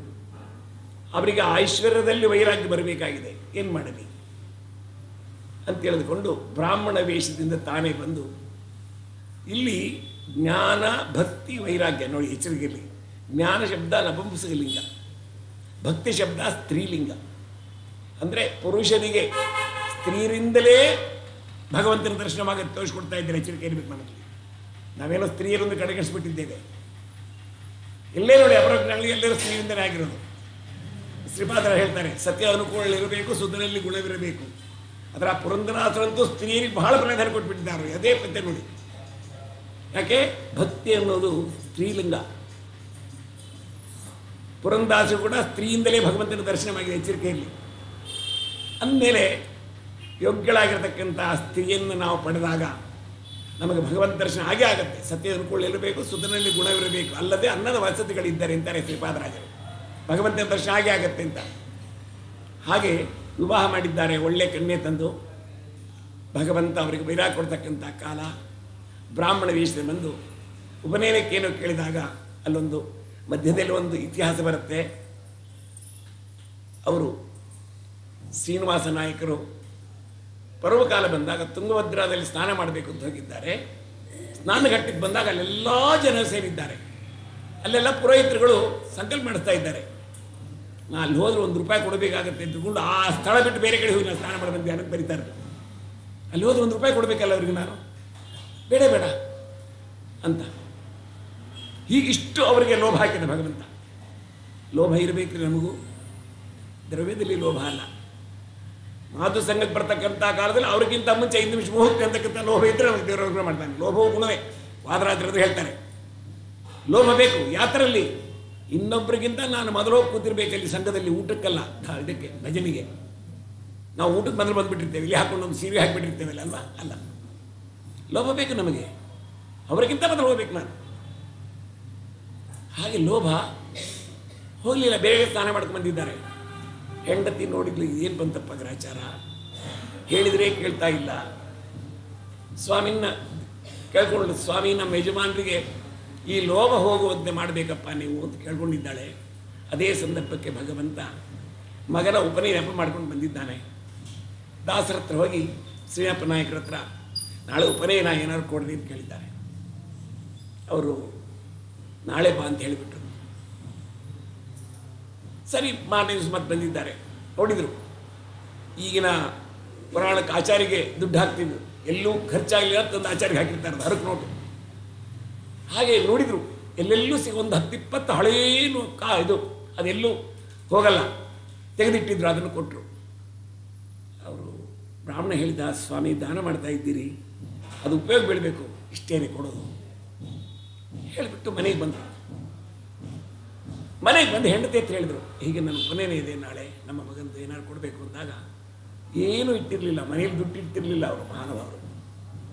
ಆ ಲೋಭದ ನಿಮಿತ್ತವಾಗಿ ಏನು ಮಾಡಿದ್ರು ಅಂದರೆ ಅವರಿಗೊಂದು ಮೂಗ್ಬಟ್ಟೆ ಹಾಕಿದ್ರು ವಜ್ರದ್ದು. ಅದನ್ನು ತೆಗೆದು ಅವರಿಗೆ ಕೊಟ್ಬಿಟ್ಲು ಬ್ರಾಹ್ಮಣಿಗೆ, ಸ್ವಾಮಿ ಇದರಿಂದ ನೀವು ಉಪನಯನ ಮಾಡಿರಿ ಅಂತ. ಸರಿ, ಭಗವಂತ ಅದನ್ನು ಮಾರಬೇಕಲ್ಲ. ಮತ್ತು ಇವ್ರ ಹತ್ರ ಬಂದ, ಸ್ವಾಮಿ ನೀವು ನಿನ್ನೆ ದುಡ್ಡು ಕೊಡಲಿಲ್ಲ, ಇವತ್ತೇನೋ ಒಂದು ವಸ್ತು ತಂದಿದ್ದೇನೆ, ಅದನ್ನು ನಮಗೆ ಇಟ್ಕೊಂಡು ದುಡ್ಡು ಕೊಡಿ. ಕೈಯ ಹಿಡಿದು ಕೂಡಲೇ ನನ್ನ ಹೆಂಡತಿದ್ದು. ಯಾರು ಕೊಟ್ಟರು ನಿಮಗೆ? ಮಾಡಿ ಯಾರೋ ಕೊಟ್ಟಿದ್ದಾರೆ ಮಹಾನುಭಾವರು. ಇಲ್ಲ, ಸರಿ ಕೊಡ್ತೇನೆ ಅಂತ ಹೇಳಿ ಮನೆಗೆ ಬಂದಿದ್ದಾರೆ. ನೋಡ್ತಾರೆ, ಗೊತ್ತಿಲ್ಲ. ಬಹಳ ಸಿಟ್ಟು ಬಂತು. ಆ ದುಡ್ಡಿನ ಮೇಲೆ ಮೋಹ ಇತ್ತು ಅಂದರೆ ಅದು ಏನು ಮಾಡ್ತಾರೆ ಅಂತ ಗೊತ್ತಿಲ್ಲ. ಎಲ್ಲ ಅನುಭವಿಸಿರ್ತೀನಿ. ನಿಮ್ಮ ಪತಿಗಳು ಸ್ವಲ್ಪ ಉದಾರಿದ್ರೆ ಉಪಯೋಗ. ಏನು ಮಾಡಿದ್ಲು? ಬಂದರು. ಇಲ್ಲ, ಇವತ್ತಿನ ದಿವಸ ಏನು ಶಿಕ್ಷೆ ಕೊಡ್ತೇನೆ ನೋಡು. ಹಾಗೆ ಹೇಗೆ ಬೈದರು. ಇವತ್ತು ಊಟ ಮಾಡಲ್ಲ ನಾನು, ನಿಮ್ಮ ಮನೇಲೇ ಇರಲ್ಲ ಅಂತ ಇನ್ನೂ ಮಾಡಿದರು. ಅವಳು ಇಲ್ಲ ಕೊಟ್ಟೆ ಅಂತ ಹೇಳಿದ್ರು. ಪಾಪ ಸತ್ಯ ಇಲ್ಲ. ಸರಿ, ಯಜಮಾನರು ಸಿಟ್ಟಾಗಿದ್ದಾರೆ, ನಾನು ಅವರ ಅಪ್ಪಣೆ ಇಲ್ಲದೆ ಕೊಟ್ಟಿದ್ದೇನೆ, ತಪ್ಪು ಮಾಡಿದ್ದೇನೆ ಅಂತ ಹೆಣ್ಮಗಳು ಪಾಪ ಮನಸ್ಸಿಗೆ ನೋವು ಮಾಡಿಕೊಂಡು ದೇವ್ರ ಮುಂದೆ ಕೂತು, ಸ್ವಾಮಿ ಈಗ ನನ್ನ ಪರೀಕ್ಷೆ ಕಾಲ, ನಮ್ಮ ಯಜಮಾನನಿಗೂ ವೈರಾಗ್ಯ ಬರಬೇಕು, ನನಗೂ ನೀನು ದರ್ಶನ ಆಗಬೇಕು. ಸರಿ ತಂದು ಕೊಡ್ತೇನೆ, ಇಲ್ಲೇ ಇಟ್ಟಿದ್ದೇನೆ, ಸುಳ್ಳು ಹೇಳಿದ್ದಲ್ಲ. ಹೋಗಲ್ಲಿ ತಾನು ವಿಷಾಪಾನ ಮಾಡಬೇಕು ಅಂತ ಸಿದ್ಧಳಾದಾಗ ಬಟ್ಲಲ್ಲಿ ಶಬ್ದ ಬಿತ್ತು. ನೋಡಿದ್ದಾರೆ, ಉಂಗುರ ಬೇಕು, ಇದು ಬಿದ್ದಿದೆ, ತಂದು ಕೊಟ್ಟರು. ನಾ ಅಂಗಡಿಯಲ್ಲಿ ಇಟ್ಬಿಟ್ಟು ಇಲ್ಲಿ ಹೆಂಗೆ ಬಂತು? ಅವ್ರಿಗೆ ಇನ್ನೂ ಸಂಶಯ, ಇವಳೇನೋ ಮಂತ್ರಗಿಂತ ಕಲ್ತ್ಬಿಟ್ಟಿದ್ದಾಳೆ ಅಂತ. ನೋಡಿ ಹೇಗಿದೆ. ಆವಾಗ ಇಲ್ಲ ಇಲ್ಲ ಇಲ್ಲ ಇಲ್ಲ ಏನಾಯಿತು? ಇಲ್ಲ, ಭಗವಂತ ಕೊಟ್ಟ ಅಂತ ಒಂದು ಮಾತು ಹೇಳಿದ್ದು. ಅಂದುಕೊಳ್ಳೆ ಅವರಿಗೆ ನೋಡಿ, ಹೆಂಡತಿಯ ಯೋಗ್ಯಗಳಿದ್ದರೆ ಏನಾಗತ್ತೆ ಅನ್ನೋದಕ್ಕೆ ದೃಷ್ಟಾಂತ ಕೊಡ್ತಾ ಇದೆ ದಾಸರ ಚರಿತ್ರೆ. ಅದಕ್ಕೆ ಅವರು ಪ್ರತಿಯೊಬ್ಬರಿಗೂ ಕೂಡ ಹೆಣ್ಣು ಮಕ್ಕಳನ್ನ ಸ್ತೋತ್ರ ಮಾಡ್ತಾರೆ. ಒಂದೊಂದು ಪದದಲ್ಲಿ ಕೂಡ ದೃಷ್ಟಾಂತ ಕೊಟ್ಟು ಮಾಡ್ತಾ ಇದ್ದಾರೆ. ಅವ್ರಿಗೆ ಯಾಕೆ? ಆ ಹೆಂಡತಿಯಿಂದ. ಹಾಗಾದರೆ ನಿನಗೆ ಭಗವಂತ ದರ್ಶನ ಕೊಟ್ಟ, ನನಗೆ ಕೊಡಲಿಲ್ಲ. ಏನು ಮಾಡಿದ್ದೀನಿ ನೀನು? ನಾನೇನು ಮಾಡಲಿಲ್ಲ. ನಿಮ್ಮ ಸೇವೆ ಮಾಡ್ತಾ ಇದ್ದೇನೆ, ನಿಮ್ಮಲ್ಲಿ ನಾನು ದೇವರನ್ನು ಕಾಣ್ತಾ ಇದ್ದೇನೆ, ಇಷ್ಟೇ ವಿನಃ ನಾನೇನು ಮಾಡಲಿಲ್ಲ ಅಂದ ಕೂಡಲೇ, ಹೌದಾ ಸರಿ, ಏನು ಮಾಡಬೇಕೀಗ? ಏನು ಮಾಡಬೇಕು ಅಂದರೆ ಮೊದಲು ವೈರಾಗ್ಯ ಬರಬೇಕು. ವೈರಾಗ್ಯ ಅಂದ್ರೇನು? ನಮಗೆ ಪ್ರಿಯವಾದ ವಸ್ತುಗಳಲ್ಲಿ ಪ್ರೀತಿಯನ್ನು ಕಡಿಮೆ ಮಾಡಿ ಭಗವಂತನಲ್ಲಿ ಪ್ರೀತಿ ಹೆಚ್ಚು ಮಾಡೋದೇ ವೈರಾಗ್ಯ. ವೈರಾಗ್ಯ ಅಂದ್ರೇನು? ಎಲ್ಲರೂ ಬಿಟ್ಟು ಹೋಗ್ಬೇಕು ಅಂತೇನು ಶಾಸ್ತ್ರ ಹೇಳ್ತಾ ಇಲ್ಲ. ಬಹಳ ಪ್ರಿಯವಾದ ವಸ್ತುಗಳಲ್ಲಿ ನಮಗೆ ಪ್ರೀತಿ ಇರೋದ್ರಿಂದ ಭಗವಂತನ ಸೇವೆಯನ್ನು ಕಡಿಮೆ ಮಾಡ್ತಾ ಇದ್ದೇವೆ ನಾವು. ಈಗಿನ ಹೆಣ್ಮಕ್ಳಿಗಂತೂ ಅದು ಇದ್ದೇ ಇದೆ. ಬೆಳಗ್ಗೆ ಬೇಗ ಹೇಳಲ್ಲ ಮಕ್ಕಳು, ಆಮೇಲೆ ಎದ್ದು ಬಿಡ್ತಾರೆ, ಸರ ತುಳಸಿ ಪೂಜೆ ಮಾಡಲ್ಲ, ಏನು ಮಾಡಲ್ಲ, ಬೂಡ್ಸು ಗಿಡ್ಸು ಹಾಕಿ ಸ್ಕೂಲಿಗೆ ಕಳಿಸೋದೇ ಮಾಡ್ತಾ ಇರ್ತಾರೆ ಹಣೆ ಬರ. ಹಾಗೆ ನಮಗೆ ಪ್ರಿಯವಾದ ವಸ್ತುಗಳಲ್ಲಿ ಪ್ರೀತಿಯನ್ನು ಸ್ವಲ್ಪ ಕಡಿಮೆ ಮಾಡ್ತಾ ಭಗವಂತನ ಪ್ರೀತಿ ಹೆಚ್ಚು ಮಾಡ್ತಾ ಬಂದರೆ ಭಗವಂತನ ಅನುಗ್ರಹವಾಗುತ್ತೆ. ಇದೇ ವೈರಾಗ್ಯ ಅಂದರೆ ಏನು? ಭಗವಂತ ಎಲ್ಲ ಬಿಟ್ಟು ಹೋಗ್ರಿ ಅಂತ ಹೇಳಿಲ್ಲ, ಏನೂ ಮಾಡಲಿಲ್ಲ. ಅಭಿಮಾನಕ್ಕೆ ಕಾರಣವಾದ ವಸ್ತುಗಳಲ್ಲಿ ಸ್ವಲ್ಪ ಪ್ರೀತಿಯನ್ನು ಕಡಿಮೆ ಮಾಡ್ತಾ ಬಂದಾಗ ನಿಮ್ಮ ಮನಸ್ಸು ಭಗವಂತ ಕಡೆ ಹೋಗುತ್ತೆ. ನೀವು ಯಾಕೆ ಹೋಗ್ತಾ ಇಲ್ಲ? ಅಭಿಮಾನಕ್ಕೆ ಕಾರಣ ವಸ್ತುಗಳು ವಿಪರೀತ ಪ್ರೀತಿ ಇದೆ, ಅದು ಬಿಟ್ಟರೆ ಏನಾಗುತ್ತೆ ಅಂತ ತಿಳ್ಕೊಂಡು. ಅದಕ್ಕೆ ಈ ಐಶ್ವರ್ಯ ಬಹಳ ಇದ್ದಷ್ಟು ತೊಂದರೆ ಆಗತ್ತೆ. ಇದನ್ನು ನಾವು ದಾನ ಮಾಡೋಣ ಅಂತ ಹೇಳಿದ್ವಿ. ಅವರಿಗೆ ಸತ್ಯ ಅಂತ ತೋರ್ತೀವಿ. ತಕ್ಷಣದಲ್ಲಿ ಅವರ ದ್ರವ್ಯದ ಒಂದು ಲೆಕ್ಕ ಹಾಕಬೇಕಾದ್ರೆ ಈಗ ಯಾವ ನೀವು ಕ್ಯಾಲ್ಕುಲೇಟರ್ ಹಾಕ್ಲಿಕ್ಕಿಲ್ಲ. ನವಕೋಟಿ ನಾರಾಯಣ ಅಂತ ಅಷ್ಟು ಬಂಗಾರ ಬೆಳ್ಳಿ ವಜ್ರ ಅವ್ರ ಮನೆಯಲ್ಲಿ ದೇವರು ಇಟ್ಟಿದ್ದ ತಿಳ್ಕೊಳ್ಳಿ ಅಂದರು. ಛೇ ಇವೆಲ್ಲವೂ ಅಪ್ರಯೋಜಕವಾದದ್ದು. ಇದರಿಂದ ನಮಗೆ ಭಗವಂತ ನಾವೇನು ತಿಳ್ಕೊಂಡಿದ್ದೇವೆ? ಐಶ್ವರ್ಯ ಸಂಪಾದನೆ ಮಾಡ್ತೇವೆ, ದೇವ್ರ ಪೂಜೆ ಮಾಡ್ತೇವೆ ಅಂತ ಹೊರಟಿದ್ದೇವೆ. ಐಶ್ವರ್ಯ ಬಂದಾಗ ದೇವ್ರ ಪೂಜೆ ಪಕ್ಕದ ಮನೆಯವ್ರು ನೋಡ್ಲಿಕ್ಕೆ ಮಾಡ್ತೇವೆ, ನಾವು ಭಕ್ತಿಯಿಂದ ಮಾಡಲ್ಲ. ಎಚ್ಚರಿಕೆಯಲ್ಲಿ ಹೇಗಿದೆ ಅಲಂಕಾರ, ಚೆನ್ನಾಗಿದೆ, ಆನಂದ ಆಯ್ತು ಅಷ್ಟೇ. ಭಗವಂತ ಹೆಂಗಾರು ಇರಲಿ. ಅದಕ್ಕೆ ಐಶ್ವರ್ಯ ಇರಬೇಕು, ಅದು ಸತ್ಪಾತ್ರ ವಿನಿಯೋಗ ಆಗಬೇಕು. ಇಷ್ಟೇ. ಇದನ್ನು ತೋರಿಸ್ಕೊಡ್ತಾ ಇದ್ದೇವೆ ನಮಗೆ ದಾಸರ ಜೀವನ ಚರಿತ್ರೆಯಲ್ಲಿ. ಎಲ್ಲ ದಾನ ಮಾಡಿದರು, ಅಷ್ಟು ಹೊರಟರು. ಇನ್ನು ನಾನು ಮಾಡಬೇಕಾದ ಕರ್ತವ್ಯ ಏನೆಂದರೇನು? ಭಗವಂತನ ದರ್ಶನವಾಗಬೇಕಾದರೆ ಅಪ್ಯಚ್ಯುತೋ ಗುರುದ್ವಾರ ಪ್ರಸಾದ ಕೃತೆ. ಗುರುಗಳ ಇಲ್ಲದೆ ಇದ್ದ ಪಕ್ಷದಲ್ಲಿ ನಮಗೆ ಏನೂ ಆಗ್ಲಿಕ್ಕೆ ಶಕ್ಯವಿಲ್ಲ. ಅದಕ್ಕೋಸ್ಕರವಾಗಿ ಗುರುಗಳನ್ನು ಹುಡ್ಕೊಳ್ತಾ ಹೋಗಬೇಕು ಅಂತ ಹೊರಟಿದ್ದಾರೆ ನೋಡಿ. ಜ್ಞಾನ, ಭಕ್ತಿ, ವೈರಾಗ್ಯ. ಭಕ್ತಿ ಅನ್ನೋದೊಂದು ಸ್ತ್ರೀಲಿಂಗ. ಅದು ಸ್ತ್ರೀಯರು ಯೋಗ್ಯರಾಗಿದ್ದು ಬಿಟ್ಟರೆ ಪ್ರತಿಯೊಂದು ಮನೆಯಲ್ಲಿ ಕೂಡ ದುರ್ಭಿಕ್ಷೆ ಬರಲಿಕ್ಕೆ ಶಕ್ಯವೇ ಇಲ್ಲ. ಎಚ್ಚರಿಕೆಯಲ್ಲಿ. ಅದಕ್ಕೆ ನಾವು ಮೊದಲು ಕನ್ಯಾ ತರೋ ಕಾಲಕ್ಕೆ ಹೈಟು ವೆಯ್ಟು ಎಲ್ಲ ಬಿಡಬಾರ್ದು, ನೋಡಬಾರ್ದು, ಕುಲ ನೋಡಬೇಕು. ಅದು ನೋಡಿ ತಂದಾಗ ಮನೆಯಲ್ಲಿ ಎಲ್ಲನೂ ಚೆನ್ನಾಗಿರುತ್ತೆ. ಅದು ಬಿಟ್ಟು ಹೈಟು ವೆಯ್ಟು ಮತ್ತು ವಿದ್ಯಾ, ಸಾಫ್ಟ್ವೇರ್ ಇಂಜಿನಿಯರ್ ಇದ್ದಾಳೆ ಮಗಳು ಕೊಡ್ರಿ, ಮದುವೆ ಮಾಡ್ತೀರಿ, ಏನು ಮಾಡ್ತೀರಿ? ಮಗನ ಕಳ್ಕೊತೀರಿ ಇಷ್ಟೇ. ಮದುವೆ ಮಾಡಿ ನೀವು ಮಗನ್ನೇನು ಮತ್ತೆ ಇಟ್ಕೊಳ್ಳಿಕ್ಕೆ ಶಕ್ಕಿಲ್ಲ. ಅದಕ್ಕೋಸ್ಕರವಾಗಿ ಯಾವಾಗಲೂ ನಾವು ಕನ್ಯಾ ತರಬೇಕಾದರೆ ಅವರ ಸಂಪ್ರದಾಯ ಏನು, ಕುಲ ಏನು, ಇದನ್ನು ನೋಡಿದಾಗ ಆ ಹೆಣ್ಣು ಮಗಳಿಗೆ ಅಲ್ಲಿ ಸಂಸ್ಕಾರ ಇರುತ್ತೆ, ಇಲ್ಲಿ ಬಂದಾಗ ಅದನ್ನು ಮಾಡ್ತಾಳೆ. ಮತ್ತು ನಮಗೂ ಸ್ವಲ್ಪ ಬುದ್ಧಿ ಬರುತ್ತಾವಾಗ, ಓಹೋ ಹೇಗಿರಬೇಕು ಅಂತ. ಇದು ಪುರಂದರದಾಸರ ಜೀವನ ಚರಿತ್ರೆಯಲ್ಲಿ ನಾವು ತಿಳ್ಕೋಬೇಕಾದ್ದು ಮೊದಲನೇ ಕರ್ತವ್ಯ. ಬಹಳ ಸ್ತ್ರೀಯರಿಗೆ ಪ್ರಾಧಾನ್ಯ ಕೊಟ್ಟಿದ್ದಾರೆ ದಾಸರಾಯರು. ಒಂದೆರಡು ಪದ್ಯ ಆಮೇಲೆ ಓದ್ತೇನೆ ನಿಮ್ಮ ಹತ್ರ. ಎಲ್ಲರೂ ಸ್ತ್ರೀಯರು ಬೈದಿಲ್ಲ, ಪುರುಷರನ್ನೇ ಬೈತಾ ಇದ್ದಾರೆ. ಹಾಳಾಗೋದು ಈ ಪುರುಷರು ಹಾಗೆ ಅಂತ. ಆದ್ದರಿಂದ ದಾಸರಾಯರ ಜೀವನ ಚರಿತ್ರೆ ನೋಡಿದಾಗ ಒಂದೊಂದು ಕಡೆ ದೃಷ್ಟಾಂತ ಕೊಡ್ತಾರೆ. ಆ ದೃಷ್ಟಾಂತವನ್ನು ನೋಡಿದಾಗ ಸರಿಯಾಗಿ ಮನಸ್ಸಿಗೆ ನಷ್ಟವಾಗುತ್ತೆ. ಈಗ ವ್ಯಾಸರಾಜರ ಹತ್ರ ಬಂದಿದ್ದಾರೆ, ಬಂದು ನಮಸ್ಕಾರ ಮಾಡಿದರು. ಓಹೋ ಒಳ್ಳೆ ಯೋಗ್ಯ, ನಾನು ಇವರಿಗೆ ಇದು ಮಾಡಬೇಕು ಹಾಗೆ ಅಂತ ತಿಳ್ಕೊಂಡು ಪುರಂದರ ವಿಠಲ ಅಂತ ಸಂಕೇತ ಕೊಟ್ಟಿದ್ದಾರೆ. ಪುರಂದರ ದಾಸ ನೋಡಿ ಆ ಶಬ್ದ ಹೇಗಿದೆ. ಮತ್ತು ಮನ್ಮನೋಭಿಷ್ಟ ವರದ, ಅವರನ್ನು ಸ್ಮರಣೆ ಮಾಡಿದಾಗ ನಮ್ಮ ಮನಸ್ಸಿನಲ್ಲಿ ಏನಿದೆ ಎಲ್ಲವನ್ನು ಕೊಡ್ತಾರಂತೆ ದಾಸರಾಯರು. ಮನ್ಮನೋಭಿಷ್ಟ ವರದಂ ಸರ್ವಾಭಿಷ್ಟ ಫಲಪ್ರದಂ, ನಿಮ್ಮ ಅಭಿಷ್ಟಗಳಿಗೆಲ್ಲ ಫಲ ಸಿಗಬೇಕು. ಭಜನೆ ಮಾಡಿದ್ದೀರಿ, ಫಲ ಸಿಗುತ್ತೆ. ಪುರಂದರ ಗುರು ಒಂದೇ ದಾಸಶ್ರೇಷ್ಠಂ ದಯಾನಿಧಿ, ಮಹಾನುಭಾವರು ವ್ಯಾಸರಾಜರು ಅವರು ಕೊಟ್ಟಿದ್ದಾರೆ. ಅಪ್ಪಣೆ ತೆಗೆದುಕೊಂಡ್ರು, ಹೊರಟರು. ಆವಾಗ ಜ್ಞಾಪಕ ಆಯ್ತು ಅವರಿಗೆ, ಓಹೋ ಕೃಷ್ಣ ಹೇಳಿದ್ದ ನನಗೆ ಪ್ರತಿ ನಿಮಿಷದಲ್ಲಿಯೂ ಕೂಡ ಹರಿಸ್ಮರಣೆ ಮಾಡಬೇಕು ಅಂತ. 4,50,000 ಪದಗಳನ್ನು ಮಾಡಿದ್ದಾರೆ. ನಮಗೆ ಸಿಕ್ಕಿರೋದು 1,15,500 1,000 ಸಿಕ್ಕಿದ್ದು, ಇಷ್ಟೇ ಸಿಕ್ಕಿಲ್ಲ. ನಾವು ಏನೇನು ಸಂಪಾದನೆ ಮಾಡ್ತೀವಿ, ನಾವೇನು ಕಳ್ಕೊತೇವೆ ನೋಡಿ. ಒಳ್ಳೊಳ್ಳೆ ವಸ್ತುಗಳನ್ನು ಸಂಗ್ರಹ ಮಾಡೋದೇ ಇಲ್ಲ ಮನೆಯಲ್ಲಿ. ಕೆಲಸಕ್ಕೆ ಬಾರ ಸಂಗ್ರಹ ಮಾಡ್ತೇವೆ, ಹೊರಗೆ ಹಾಕ್ಲಿಕ್ಕಿಲ್ಲ, ಒಳಗೆ ಇಟ್ಕೊಳ್ಲಿಕ್ಕಿಲ್ಲ, ಮನೆ ತುಂಬ. ಇಷ್ಟೇ ನಿಮ್ಮಲ್ಲಿರೋದು. ಏನು ಒಂದು ನಯಾಪಯದ ಏನು ಉಪಯೋಗ ಬೀಳಲ್ಲ. ಅದು ಹೊರಗೆ ಹಾಕಲಿಕ್ಕೆ ಕಾರ್ಪೊರೇಷನ್ ಬೈತಾರೆ, ಒಳಗೆ ಇಟ್ಕೊಳ್ಳಿಕ್ಕೆ ಜಾಗ ಇಲ್ಲ. ಪ್ರತಿಯೊಬ್ಬರ ಮನೇಲಿ ನೋಡ್ಕೊಂಬನ್ನಿ ನೀವು, ಏನು ಉಪಯೋಗ ಇಲ್ಲ. ಹಾಗೆ ದಾಸರು ಅಷ್ಟು ಹರಿಸ್ಮರಣೆ ಮಾಡಬೇಕಾದ್ರೆ ಒಂದು ನಿಮಿಷಕ್ಕೆ ಒಂದು ಪದ್ಯ ಅಂತ ಇಟ್ಕೊಂಡ್ರು. ಅಷ್ಟು ಮಾಡಬೇಕಾದ್ರೆ ಅವರು ಎಷ್ಟು ಕಷ್ಟಪಟ್ಟಿದ್ದಾರೆ, ಎಷ್ಟು ಹರಿಸ್ಮರಣೆ ಮಾಡಿದ್ದಾರೆ ವಿಚಾರ ಮಾಡಿದ್ರು. ಇದು ಆ ಭಗವಂತ ಮಾಡಿದ ಅನುಗ್ರಹ ದಾಸರಾಯರಿಗೆ. ಎಲ್ಲಿಂದ ಬಂತಿದ್ದು? ಮಾತೃ ಸೇವಾ, ಸಜ್ಜನರ ಸೇವಾ, ಬೇರೆ ಏನೂ ಮಾಡಿಲ್ಲ. ಏನೇನು ಮಾಡಲಿಲ್ಲ. ತಾಯಿ ಮಾತೃ ದೇವೋಭವ, ಅನಂತರದಲ್ಲಿ ಪಿತೃದೇವೋಭವ. ರಾಮಚಂದ್ರ ದೇವರು ಭರತನಿಗೆ ಹೇಳ್ತಾ ಇದ್ದಾರೆ ರಾಮಾಯಣದಲ್ಲಿ, ಕಣ್ಣಿಗೆ ಕಾಣ್ತಕ್ಕಂಥ ದೇವತೆಗಳನ್ನು ಬಿಟ್ಟು ಕಾಣದೇ ಇರತಕ್ಕಂಥ ದೇವತೆಗಳಿಗೆ ಪೂಜೆ ಮಾಡ್ತಾ ಇದ್ದಾರೆ. ರಾಮದೇವರ ಮಾತು ಭರತನಿಗೆ ಅರ್ಥ ಆಗಲಿಲ್ಲ. ಯಾರು? ಪ್ರತ್ಯಕ್ಷ ತಾಯಿ. ಬೆಳಗ್ಗೆ ಎದ್ದು ತಾಯಿಯನ್ನು ನಾವು ನಮಸ್ಕಾರ ಮಾಡಿಬಿಟ್ರೆ ಸಾಕು. ಯಾವ ಕ್ಷೇತ್ರ ಬೇಡ, ತೀರ್ಥ ಬೇಡ, ಏನೂ ಬೇಡ.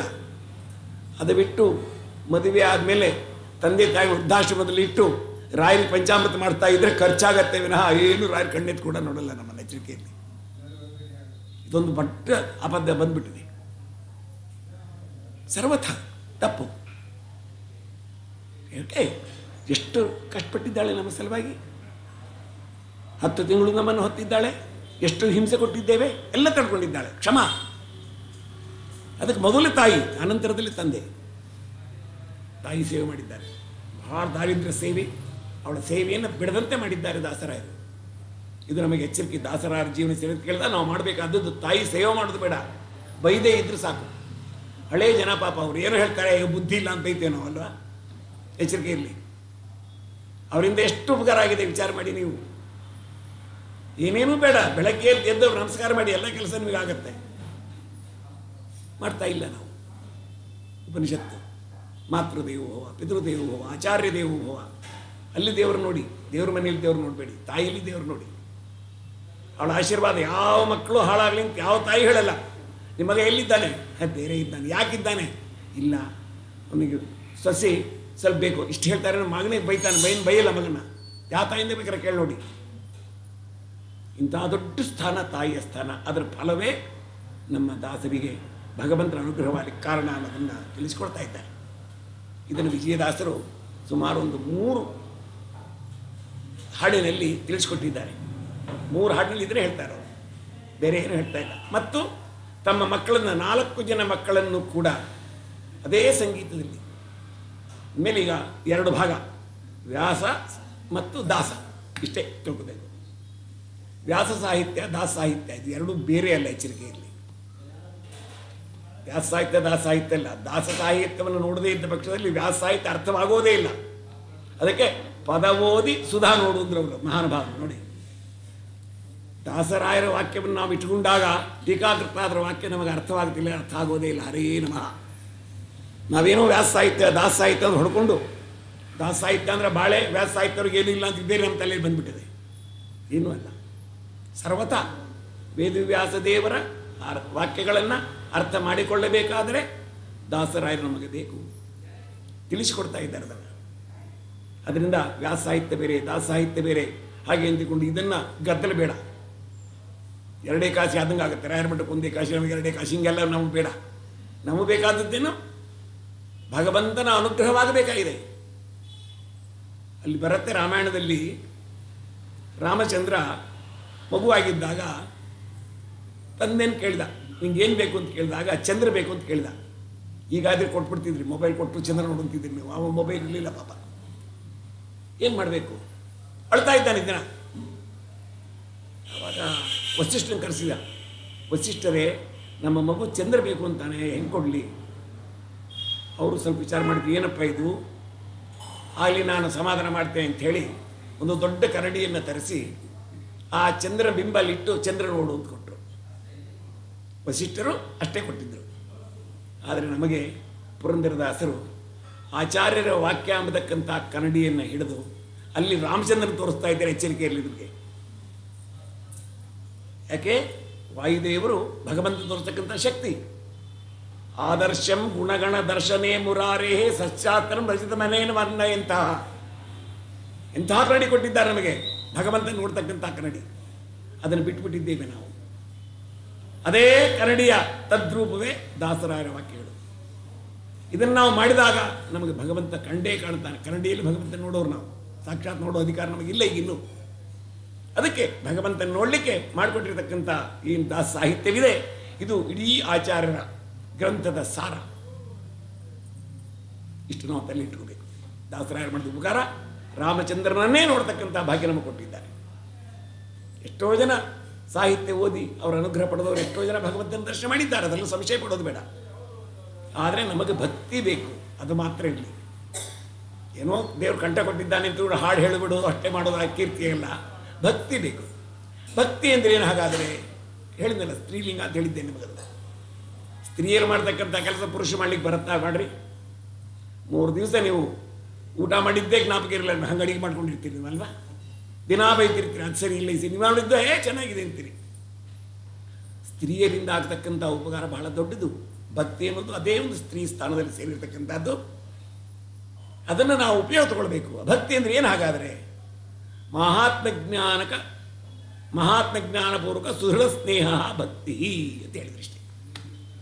ಒಬ್ಬರ ಮಹಿಮೆಯನ್ನು ತಿಳಿದುಕೊಂಡು ಅವರಲ್ಲೇನು ಪ್ರೀತಿ ಮಾಡ್ತೀವಿ ಅದೇ ಭಕ್ತಿ. ನೀವು ಮಂತ್ರಾಲಯಕ್ಕೆ ಹೋಗ್ರಿ ಅಂತ ಹೇಳೋದು ಬೇಡ.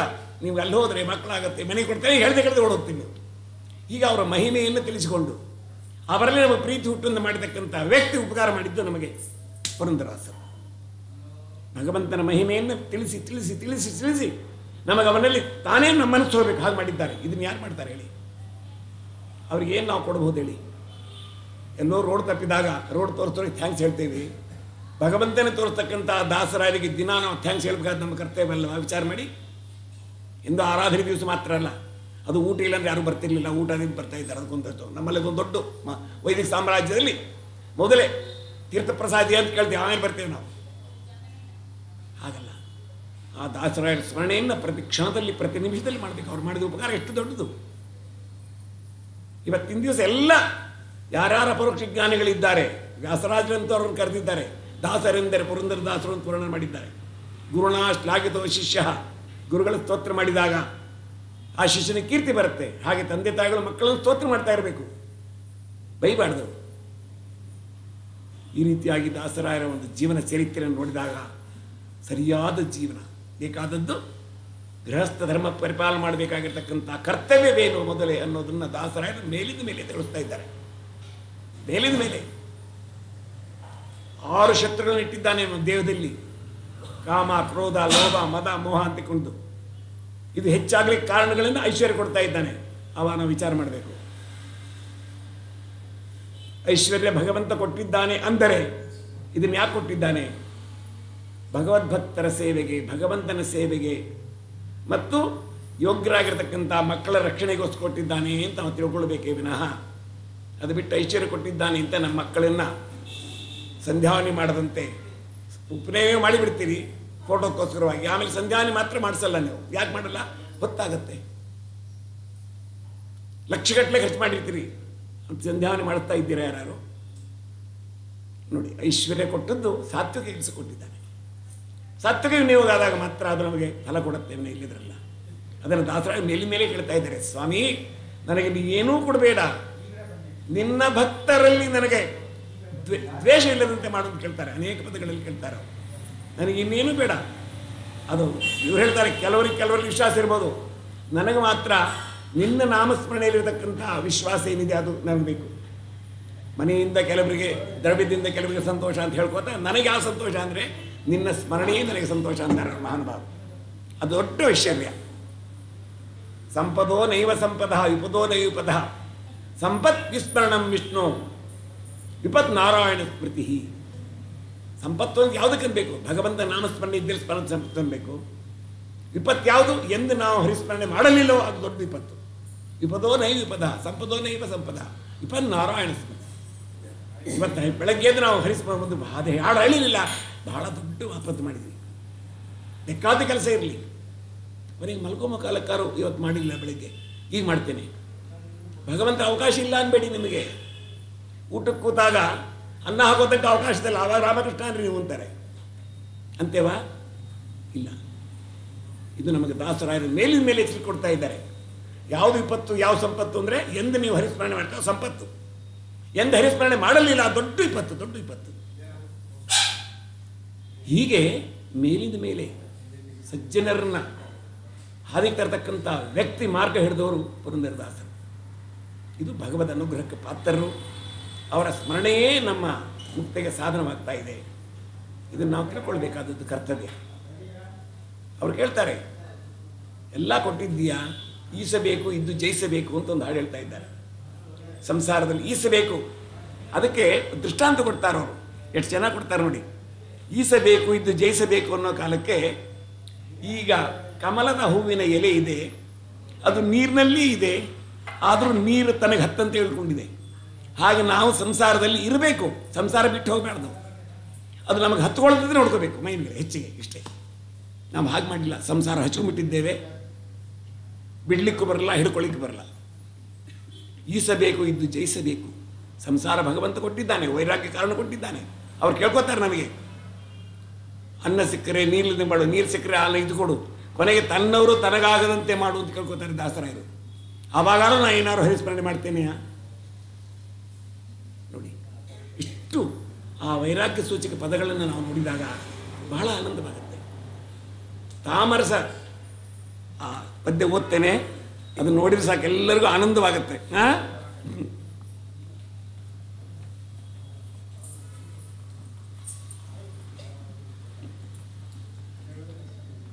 ಹಾಡು ಬರುತ್ತೆ ನಿಮಗೆ ಯಾರಿಗಾರೋದು? ಈಸಬೇಕು ಇದ್ದು ಜಯಿಸಬೇಕು.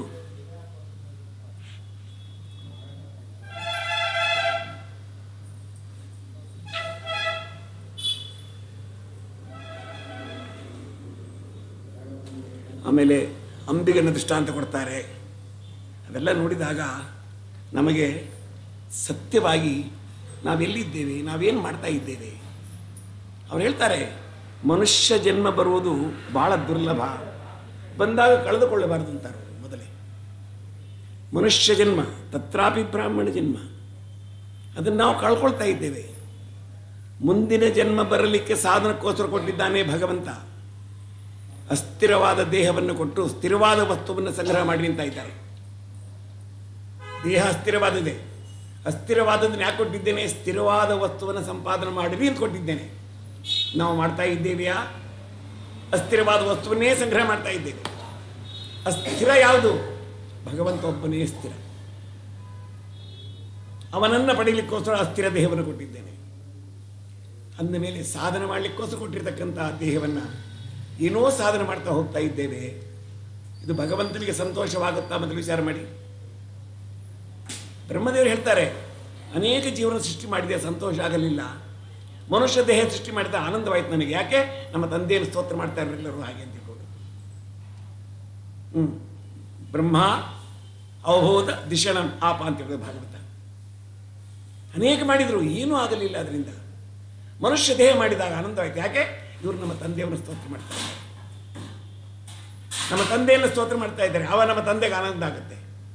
ಹಾಗೆ ನಾವು ಮಕ್ಕಳನ್ನು ಬೆಳೆಸತಕ್ಕಂಥ ಕಾಲದಲ್ಲಿ ಅವರಿಗೆ ಸಣ್ಣ ವಯಸ್ಸಿನಲ್ಲಿಯೇ ನಾವೆಲ್ಲವನ್ನೂ ಸ್ವಲ್ಪ ತಿಳಿಸಿಕೊಟ್ಟಾಗ ಅವರು ಅಡ್ಡಹಾದಿಗೆ ಹೋಗ್ಲಿಕ್ಕೆ ಶಕ್ಯವೇ ಇಲ್ಲ. ನೋಡಿ, ಯಾವುದೇ ಚರಿತ್ರೆ ನೋಡಿ, ತಾಯಿಯಿಂದ ಎಲ್ಲರಿಗೂ ಭಗವಂತ ದರ್ಶನ ಇಲ್ಲ.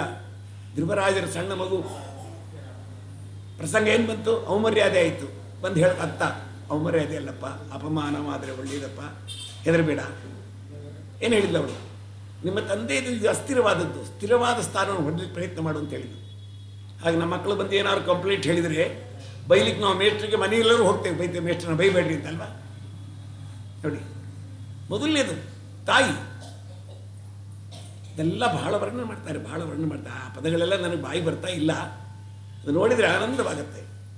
ಅವರು ಮಾಡಿದವಷ್ಟು ತಮ್ಮ ಇಡೀ ಜೀವನ ಚರಿತ್ರೆಯಲ್ಲಿ ನನಗೆ ಭಗವಂತ ದರ್ಶನ ಆಗಲಿಕ್ಕೆ ಕಾರಣ ಹೆಂಡತಿ ಸಂತತಿ ಆಗಲಿ ಸಾವಿರವಾಗಲಿ ಅಂತಾರೆ ಮಹಾನುಭಾವರು. ನೋಡಿ, ನಾವೇನೇಂತೀವಿ ಹೆಂಡತಿನ ಜನ್ಮಾಂತರಕ್ಕೆ ಹೆಂಡತಿನ ಕೊಡಬೇಡ ಅಂತ ಕೊಡ್ಕೊತಿದ್ವಿ ಇವರಲ್ಲಲ್ವ. ಯಾಕೆ ದಿನಾ ಬೈತಾಳೆ, ಸಂಧಾನ ಮಾಡಿಲ್ಲ, ಊಟ ಮಾಡಿಲ್ಲ ಅಂತ ನಮ್ಮಲ್ಲ. ಈ ಹೆಂಡತಿ ಬೇಡ, ಮುಂಜಿನ ಜನ್ಮಕ್ಕೆ ಲಕ್ಷಣವಾಗಿ ಮೇಜ್ ಮೇಲೆ ಊಟ ಮಾಡ್ತೇನೆ, ಕೈ ಕೂಡ ಅವಳೇ ತೋರಿಸ್ಬೇಕು ನನಗೆ. ನೋಡಿ, ಇದು ಹೆಂಡತಿ. ಹೆಂಡತಿ ಅಂದ್ರೇನು? ಪ್ರಾಣ ತಿನ್ನತಿ ಅಂತ ಇಟ್ಕೊಂಡಿದ್ದೆ ನಾವು ಅವ್ರ ಪ್ರಾಣ ತಿಂತಾ ಇದ್ವಿ, ಅವ್ರು ನಮ್ಮ ಪ್ರಾಣ ತಿಂತಾ ಇಲ್ಲ. ಎಚ್ಚರಿಕೆಯಲ್ಲಿ ಹಿಂದಾರು ಒಂದು ದಿವಸ ಅಡುಗೆ ಮಾಡೋದು ಬಿಟ್ಟಿದ್ದಾರೆ, ಅವ್ರಿಗೆ ಬೈದ್ರು ಕೂಡ ಇಲ್ಲ ರೀ ಮಾಡಿಲ್ಲ ಅಂದರೆ ನೀವು ಅಂತ ಹುಡುಗಿ ಮಾಡ್ಕೊಂಡಿದ್ದೀರಿ, ಕೆಲಸಕ್ಕೂ ಹುಡುಗಿ ಮಾಡಿದ್ದೀರಿ, ನೀವೇ ಅಡುಗೆ ಮಾಡಬೇಕಾಗತ್ತೆ ಅಷ್ಟೇ. ಹೆಂಡತಿ ಸಂತತಿ ಸಾವಿರವಾಗಲಿ ಅಂತಾರೆ. ಇಂಥ ಹೆಂಡಂದ್ರೆ ಎಲ್ಲರಿಗೂ ಸಿಗಲಿ ಅಂತ ಆಸರೆ ಪಾಪ ಇದು ನನ್ನಂಥ ಹೆಂಡತಿ ಎಲ್ಲರಿಗೂ ಸಿಗಲಿ ಭಗವಂತ. ಎಲ್ಲರೂ ನಿನ್ನ ಹೆಂಡತಿ ದ್ವಾರ ಭಗವಂತನ ನೋಡಲಿ. ನೋಡಿ, ಬೇಕಾದ್ರೆ ಪರೀಕ್ಷೆ ಮಾಡಿ ನೋಡಿ. ನಾಳೆಯಿಂದ ಸಂಧ್ಯಾನ ಮಾಡಲಿ, ಕಾಫಿ ಕೊಡಲ್ಲ, ಸತ್ತಂಗೆ ಸಂಧ್ಯಾನ ಮಾಡ್ತಾರೆ ಅವರು ಬೆಳಗ್ಗೆ ಬೇಗ ಎದ್ದು. ಅಯ್ಯೋ ನೀವು ಮಲ್ಕೊಂಡ್ಬಿಡ್ರಿ, ನಾನು ಅಲ್ಲೇ ಕಾಫಿ ಕೊಟ್ಬಿಟ್ಟು ಅಲ್ಲೇ ಕಾಫಿ ಕೊಟ್ಟು ಅಲ್ಲೇ ಮಲ್ಕೊಂಡ್ಬಿಡ್ತಾರೆ ಮತ್ತೆ ಅವ್ರು ಅದೇ ಪ್ರಕಾರವಾಗಿ. ಹೌದು, ಒಬ್ಬ ತಾಯಿ ನಿನ್ನೆ ನನ್ನಲ್ಲಿ ಬಂದಿದ್ರು, ನಮ್ಮ ಹುಡುಗ ಸಂಧ್ಯಾನ ಮಾಡಲ್ಲ. ಯಾಕೆ ಮಾಡಲ್ಲ? ನಾನೇ ಬೇಡ ಅಂದೆ. ಯಾಕೆ ಎಂದು ಅವನು ಹೇಳೋದು ಭಾಳ ಹೊತ್ತಾಗಿ ಹೇಳ್ತಾನೆ, ಬೇಗ ಬಸ್ ಬಂದುಬಿಡುತ್ತೆ. ಅದಕ್ಕೆ ನಾನು ಹೇಳ್ತೀನಿ, ಸಂಧ್ಯಾವನಿ ಯಾವಾಗಾರ ಮಾಡ್ಬೋದಪ್ಪ, ಸ್ಕೂಲ್ಗೆ ಹೋಗೋದು ಕಳಿಸ್ತಿದ್ದೀನಿ ಅಂತ. ಇದ ಮಾಡೋದು ನಾವು. ತಾನು ಬೇಗ ಎದ್ದೇಳಕ್ಕೇನು ರೋಗನ ಇಲ್ಲ ಆಚಾರ್ಯ, ನಾವು ಹೇಳಬೇಕಾಗುತ್ತೆ. ಆದರೆ ರಾತ್ರಿನೇ ಎಲ್ಲ ಈ ಸುಡುಗಾಡು ಟಿ ವಿಗಳು ಬರೋ ಸಿನಿಮಾ ಎಲ್ಲ ಚೆನ್ನಾಗಿರುತ್ತೆ, 12 ತನಕ ನೋಡ್ತೀನಿ ಅಂತಾನೆ. ಇದು ನೋಡ್ಬೇಕಾ ನೀವು? ಅಂದರೆ ನಮಗೆ ಅಭಿಮಾನ ಅಲ್ಲಿದೇನೋ, ಭಗವಂತನ ಅಭಿಮಾನವಿಲ್ಲ. ಇದನ್ನೇ ದಾಸರ ಹೇಳ್ತಾ ಇದ್ದಾರೆ, ದೇಹಾಭಿಮಾನವನ್ನು ಬಿಡಿ. ಈ ದೇಹ ಕೊಟ್ಟದ್ದು ಕೇವಲ ಭಗವಂತನ ಸೇವೆಗೋಸ್ಕರವಾಗಿ. ಒಂದೊಂದು ಅವಯವು ಕೂಡ ಅವನಿಗೆ ಅರ್ಪಣೆ ಮಾಡಿದಾಗ ನಮ್ಮ ಅವಯವದಲ್ಲಿ ಯಾವ ರೋಗವೇ ಬರೋದಿಲ್ಲ. ಎಚ್ಚರಿಕೆಯಲ್ಲಿ ದಾಸರ ತೋರಿಸ್ಕೊಡ್ತಾರೆ ನಮಗೆ. ಭಗವಂತ ನೀರು ಕೊಟ್ಟಿದ್ದೀಯಪ್ಪ, ಕಣ್ಣು ಕೊಟ್ಟಿದ್ದೆ, ಏನು ಮಾಡಿದೆ? ಭಗವದ್ ಭಕ್ತರ ದರ್ಶನ ಮಾಡಿದೆ. ಕೈ ಕೊಟ್ಟಿದ್ಯಾ, ಮನೆ ಸಾರಿಸಿ ರಂಗೋಲಿ ಹಾಕಿದೆ. ಆಮೇಲೆ ಕಿವಿ ಕೊಟ್ಟಿದ್ಯಾ, ಪುರಂದಾಸರ ಆರಾಧನೆ ಹೋಗಿ ಕತೆ ಕೇಳಿದ್ದೇನೆ ಅಂತ. ಇಷ್ಟಂದರೆ ನಮ್ಮ ಅವಯವಗಳು ಎಂದೂ ಕಿವಿ ಹಾಳಾಗಲ್ಲ, ಕಣ್ಣು ಹಾಳಾಗಲ್ಲ. ನಮಗಲ್ಲಿ ಬರೋ ಕಾಲಕ್ಕೆ ತೋಳಿಕೆ ಬಂದು ಹೋಗುತ್ತೆ. ಪುರಾಣಕ್ಕೂ ನೋಡ್ರಿ, ಯಾವ ಪೆಲ್ಸು ಟಿಕ್ಸ್ ಬೇಡಕ ಇಲ್ಲ. ಗೋಡಿ ಸಿಕ್ಬಿಟ್ರೆ ಪುರಾಣ ಮುಗಿಯೋ ತನಕ ಒಳ್ಳೆ ಏನು ಆಚಾರ ಪುರಾಣ ಹೇಳಿದಾರಪ್ಪ, ಒಳ್ಳೆ ವಿದ್ಯೆ ಆಯ್ತು, ಮನೆಯೊಳಗೆ ಆಗಿಲ್ಲ ಅಂತ ನಿದ್ದಿಗೆ ಬರೋದು ನಾವಿಲ್ಲಿಗೆ. ವಿಚಾರ ಮಾಡಿ, ಭಗವಂತ ಕೊಟ್ಟ ಅವಯುಗಳನ್ನು, ತಂದೆ ಕೊಟ್ಟು ವಸ್ತುವನ್ನು ಹಾಕ್ಕೊಂಡಾಗ ಮುಂದಿನ ವರ್ಷ ತಂದೆ ನನ್ನ ಮಗು ನಾ ಕೊಟ್ಟು ಹಾಕ್ಕೊಂಡು ಇನ್ನೊಂದು ವಸ್ತ್ರ ಕೊಡಿಸ್ತಾನೆ. ನೀವು ಕೊಟ್ಟು ಸರಿ ಇಲ್ಲ ಅಂದರೆ ವಸ್ತ್ರವೇ ಕೊಡಲ್ಲ ಅವನು. ಇದನ್ನು ನಾವು ದಾಸಾಹಿತ್ಯದಿಂದ ಪುರಂದಾಸರಂತೂ ಯಾವ ದಾಕ್ಷಿಣ್ಯ ಇಲ್ಲ ಅವರಿಗೆ. ಎಲ್ಲ ಲೊಳಲಟ್ಟಿ ಅಂತಾರೆ. ಇವೆಲ್ಲ ನೀವು ಮಾಡೋದೆಲ್ಲ ಏನೂ ಇಲ್ಲ. ಇದು ಸುಮ್ಮನೆ ನಿಮ್ಮ ಪ್ರೀತಿಗೋಸ್ಕರವಾಗಿ, ಏನು ಭಗವಂತನ ಪ್ರೀತಿಗೋಸ್ಕರವಾಗಿ ಅಲ್ಲ. ಈಗ ಅನೇಕ ಸಂಗ್ರಹಗಳನ್ನು ಮಾಡಿದ್ದಾರೆ. ಅದರಲ್ಲಿ ಅವರ ಉಪಮೇನ ಕೊಡ್ತಾರೆ ಒಂದೊಂದಕ್ಕೂ ಕೂಡ. ಅವ್ರು ಹೇಳ್ತಾರೆ, ನೀರಿನಲ್ಲಿ ಬಿದ್ದಿದ್ದೀರಿ, ಸಂಸಾರ ಅನ್ನತಕ್ಕಂಥ ನೀರಿನಲ್ಲಿ ಏಳಲಿಕ್ಕೆ ನಿಮಗೆ ಆಗ್ತಾ ಇಲ್ಲ, ಆದರೆ ಹೇಳಿ. ಈ ಸಂಸಾರದಲ್ಲಿ ನಿಮ್ಮನ್ನು ಹಿಡಿಲಿಕ್ಕೆ ಏನು ಮಾಡಿದ್ದಾರೆ? ಒಂದು ಮೀನು ಹಿಡಿಲಿಕ್ಕೆ ಏನು ಮಾಡ್ತಾ ಇದ್ದಾರೆ? ಒಂದು ಯಾವುದೋ ಒಂದು ಹುಳವನ್ನು ಹಾಕಿ ಮೀನು ಹಿಡಿತಾ ಇದ್ದಾರೆ. ಹಾಗೆ ನಿಮಗೆ ಈ ಸಂಸಾರದಲ್ಲಿ ಬೀಳಲಿಕ್ಕೆ ಅನೇಕವಾದ ಆಶೆಯನ್ನು ಹುಟ್ಟಿಸಿದವರು ಯಾರು? ವಿಚಾರ ಮಾಡಿರಿ. ಸಂಸಾರ ಚೆನ್ನಾಗಿರಬೇಕು ಅನ್ನೋದಕ್ಕೋಸ್ಕರ ನಾವು ದುಡಿತಾ ಇದ್ದೇವಲ್ವಾ? ಈ ಆಶೆ ಬರಲಿಕ್ಕೆ ಕಾರಣ ಏನು? ನಮಗೆ ಭಗವಂತನ ಇಚ್ಛೆ. ಯಾಕೆ? ನಾವು ಪರಿಸರ ಹಾಗಿಟ್ಕೊಂಡಿದ್ದೇವೆ. ಆ ಪರಿಸರ ನಿಮಿತ್ತವಾಗಿ ಭಗವಂತ ನಮಗೆ ಅದನ್ನೇ ಅನುಗ್ರಹ ಮಾಡ್ತಾನೆ. ಒದ್ದಾಡ್ರಿ ನೀವು ಅಂತ. ಅದಕ್ಕೆ ಮೊನ್ನೆ ಒಬ್ಬರು ಪ್ರಶ್ನೆ ಕೇಳಿದ್ರು, ಆಚಾರ್ಯ ಇಷ್ಟೆಲ್ಲ ನಿಮ್ಮ ಭಗವಂತ ಅಂತೀರಿ, ಎಲ್ಲ ಒಳ್ಳೆ ವಸ್ತುನ ಯಾಕೆ ಮಾಡಬಾರ್ದಾಯಿತು? ಅವನು ಮಾಡಿದರೆ ನಾವೆಲ್ಲ ಸುಖವಾಗಿರ್ತಾ ಇದ್ದೇವಲ್ಲ. ದುಷ್ಟ ವಸ್ತುಗಳನ್ನು ಯಾರು ಸೃಷ್ಟಿ ಮಾಡಿದ? ಇದೊಂದು ಪ್ರಶ್ನೆ ಬಂತು. ಅದಕ್ಕೆ ನಾನು ಹೇಳಿದೆ, ತ್ರಿವಿಧ ಜೀವರಿದ್ದಾರಮ್ಮ, ಒಬ್ಬರಿಗೊಂದು ಬೇಗ ಮಾಡಿದ್ದಾನೆ. ಒಬ್ಬಳು ಕೇಳಿದರು, ಆಕಳೊಂದನ್ನೇ ಸೃಷ್ಟಿ ಮಾಡಿಬಿಟ್ಟಿದ್ರೆ ನಾವು ದಿನಾ ಅದನ್ನು ಕರೆದು ಅಭಿಷೇಕ ಮಾಡಿ ಹಾಲು ಕುಡಿತಾ ಇದ್ವಿ, ಪಕ್ಕದಲ್ಲಿ ಒಂದು ಗಿಡ ಸೃಷ್ಟಿ ಮಾಡಿಬಿಟ್ರೆ ಕಾಫಿ ಅಂತ ಯಾಕೆ ಮಾಡ್ದ? ನೋಡಿ, ವಿಚಾರ ಮಾಡಿದೆ. ಅದಕ್ಕೆ ಕಾಫಿ ಕುಡಿಲಿ ಇದ್ದವ್ರಿಗೆ ಕೆಲವು ತಲೆಶೂಲಿ ಬರುತ್ತೆ ಅಂತ ಗೊತ್ತಿತ್ತು ಭಗವಂತನಿಗೆ. ಅವ್ರು ಪಾಪ ಕುಡಿಲಿ ಅಂತ ನಿಮಗೋಸ್ಕರ ಮಾಡಿಲ್ಲ. ಅದನ್ನು ಬರೀ ಸಿಹಿ ಪದಾರ್ಥನ ಮಾಡಿಬಿಟ್ಟಿದ್ರೆ ದೇವೇಶ್ವರ ಏನು ಮಾಡುತ್ತೆ? ಜಗತ್ ಬಿದ್ದು ಹೋಗ್ತಾ ಇದ್ರು.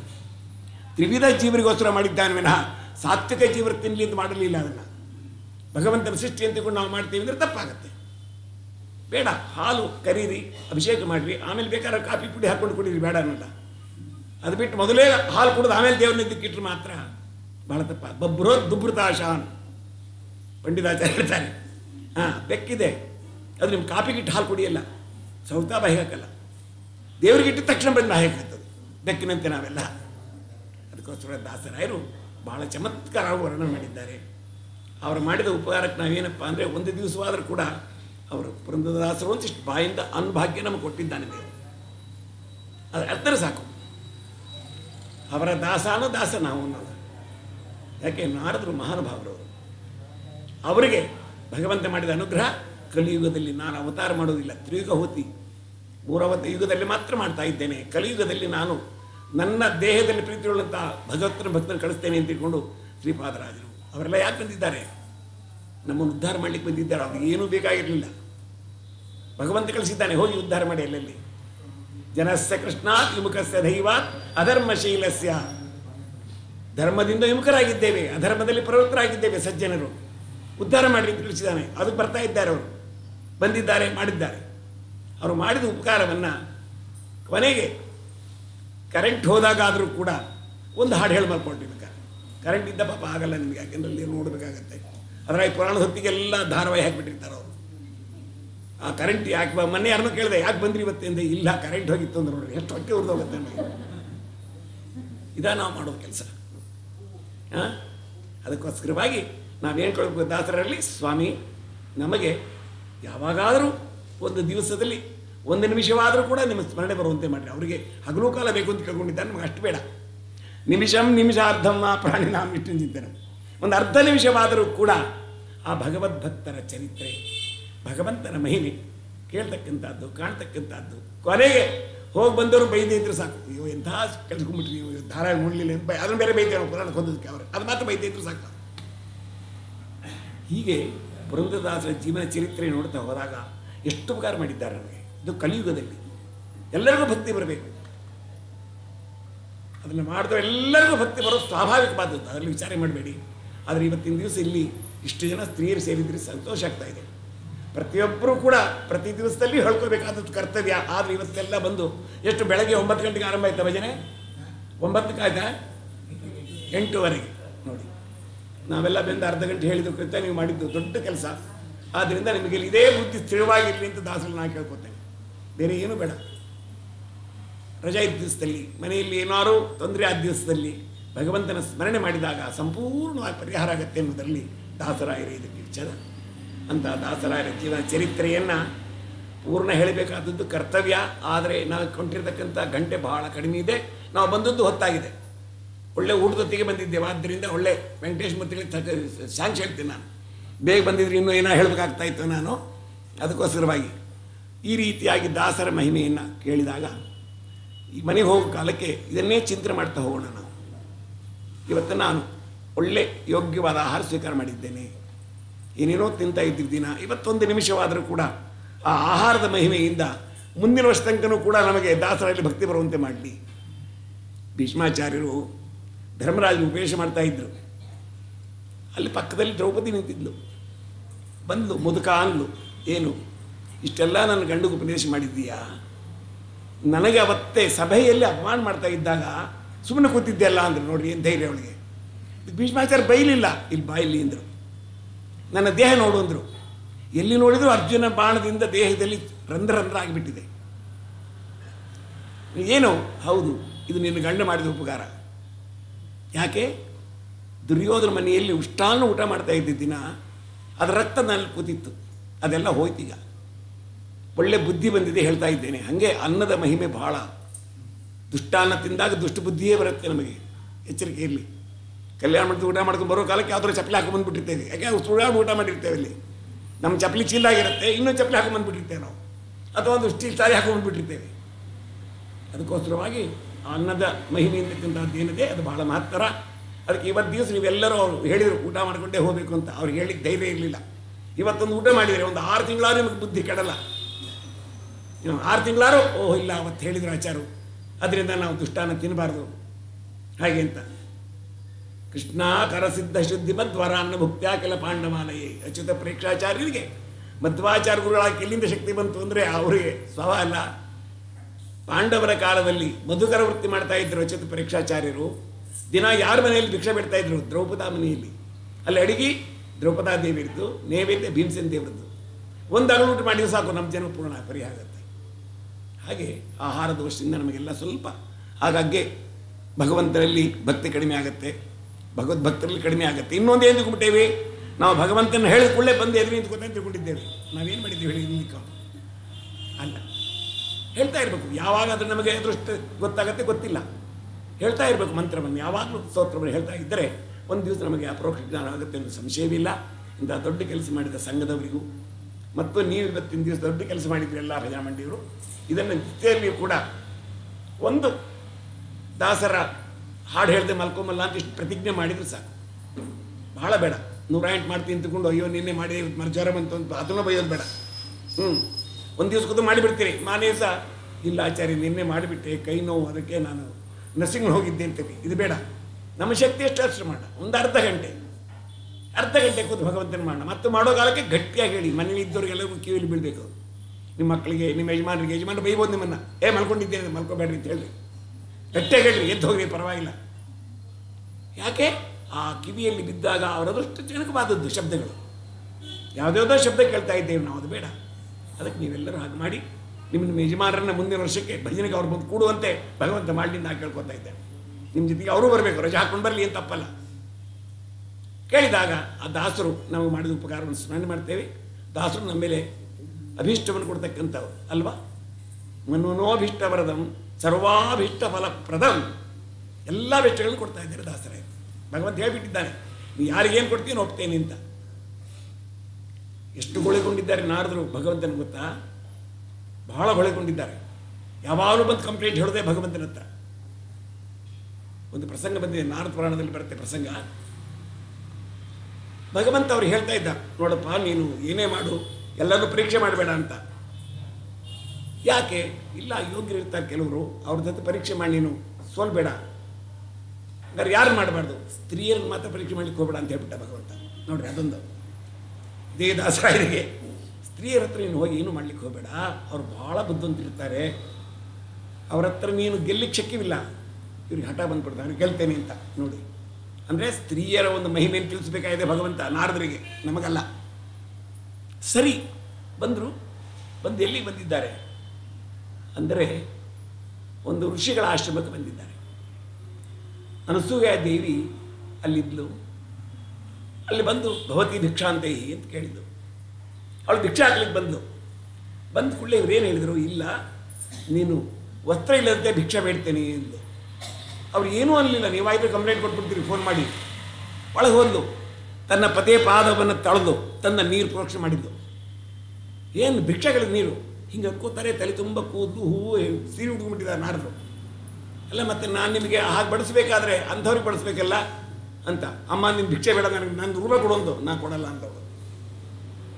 ಹೋಗಿ ಬಂದೆ ಭಗವಂತರ ಹತ್ರ, ಏನಾಗ್ತಿದ್ದು ಅಂದರು. ನೀನು ಸ್ವಾಮಿ ಹಿಂಗಾಯ್ತು, ನಾ ಹೇಳಲಿಲ್ಲ. ಬಹಳ ಭಕ್ತಿ ಇರುತ್ತೆ ಅವರಲ್ಲಿ, ಅವ್ರು ಭಗವದ್ ಭಕ್ತರು, ಪ್ರತಿ ಸೇವೆನೇ ದೇವ್ರ ಸೇವೆ ಅಂತ ಇಟ್ಕೊಂಡಿರ್ತಾರೆ. ಪರೀಕ್ಷೆ ಮಾಡ್ಲಿಕ್ಕೆ ಹೋಗಬೇಡ ಅಂತ ನಾರದ ಪುರಾಣದಲ್ಲಿ ಬರುತ್ತೆ.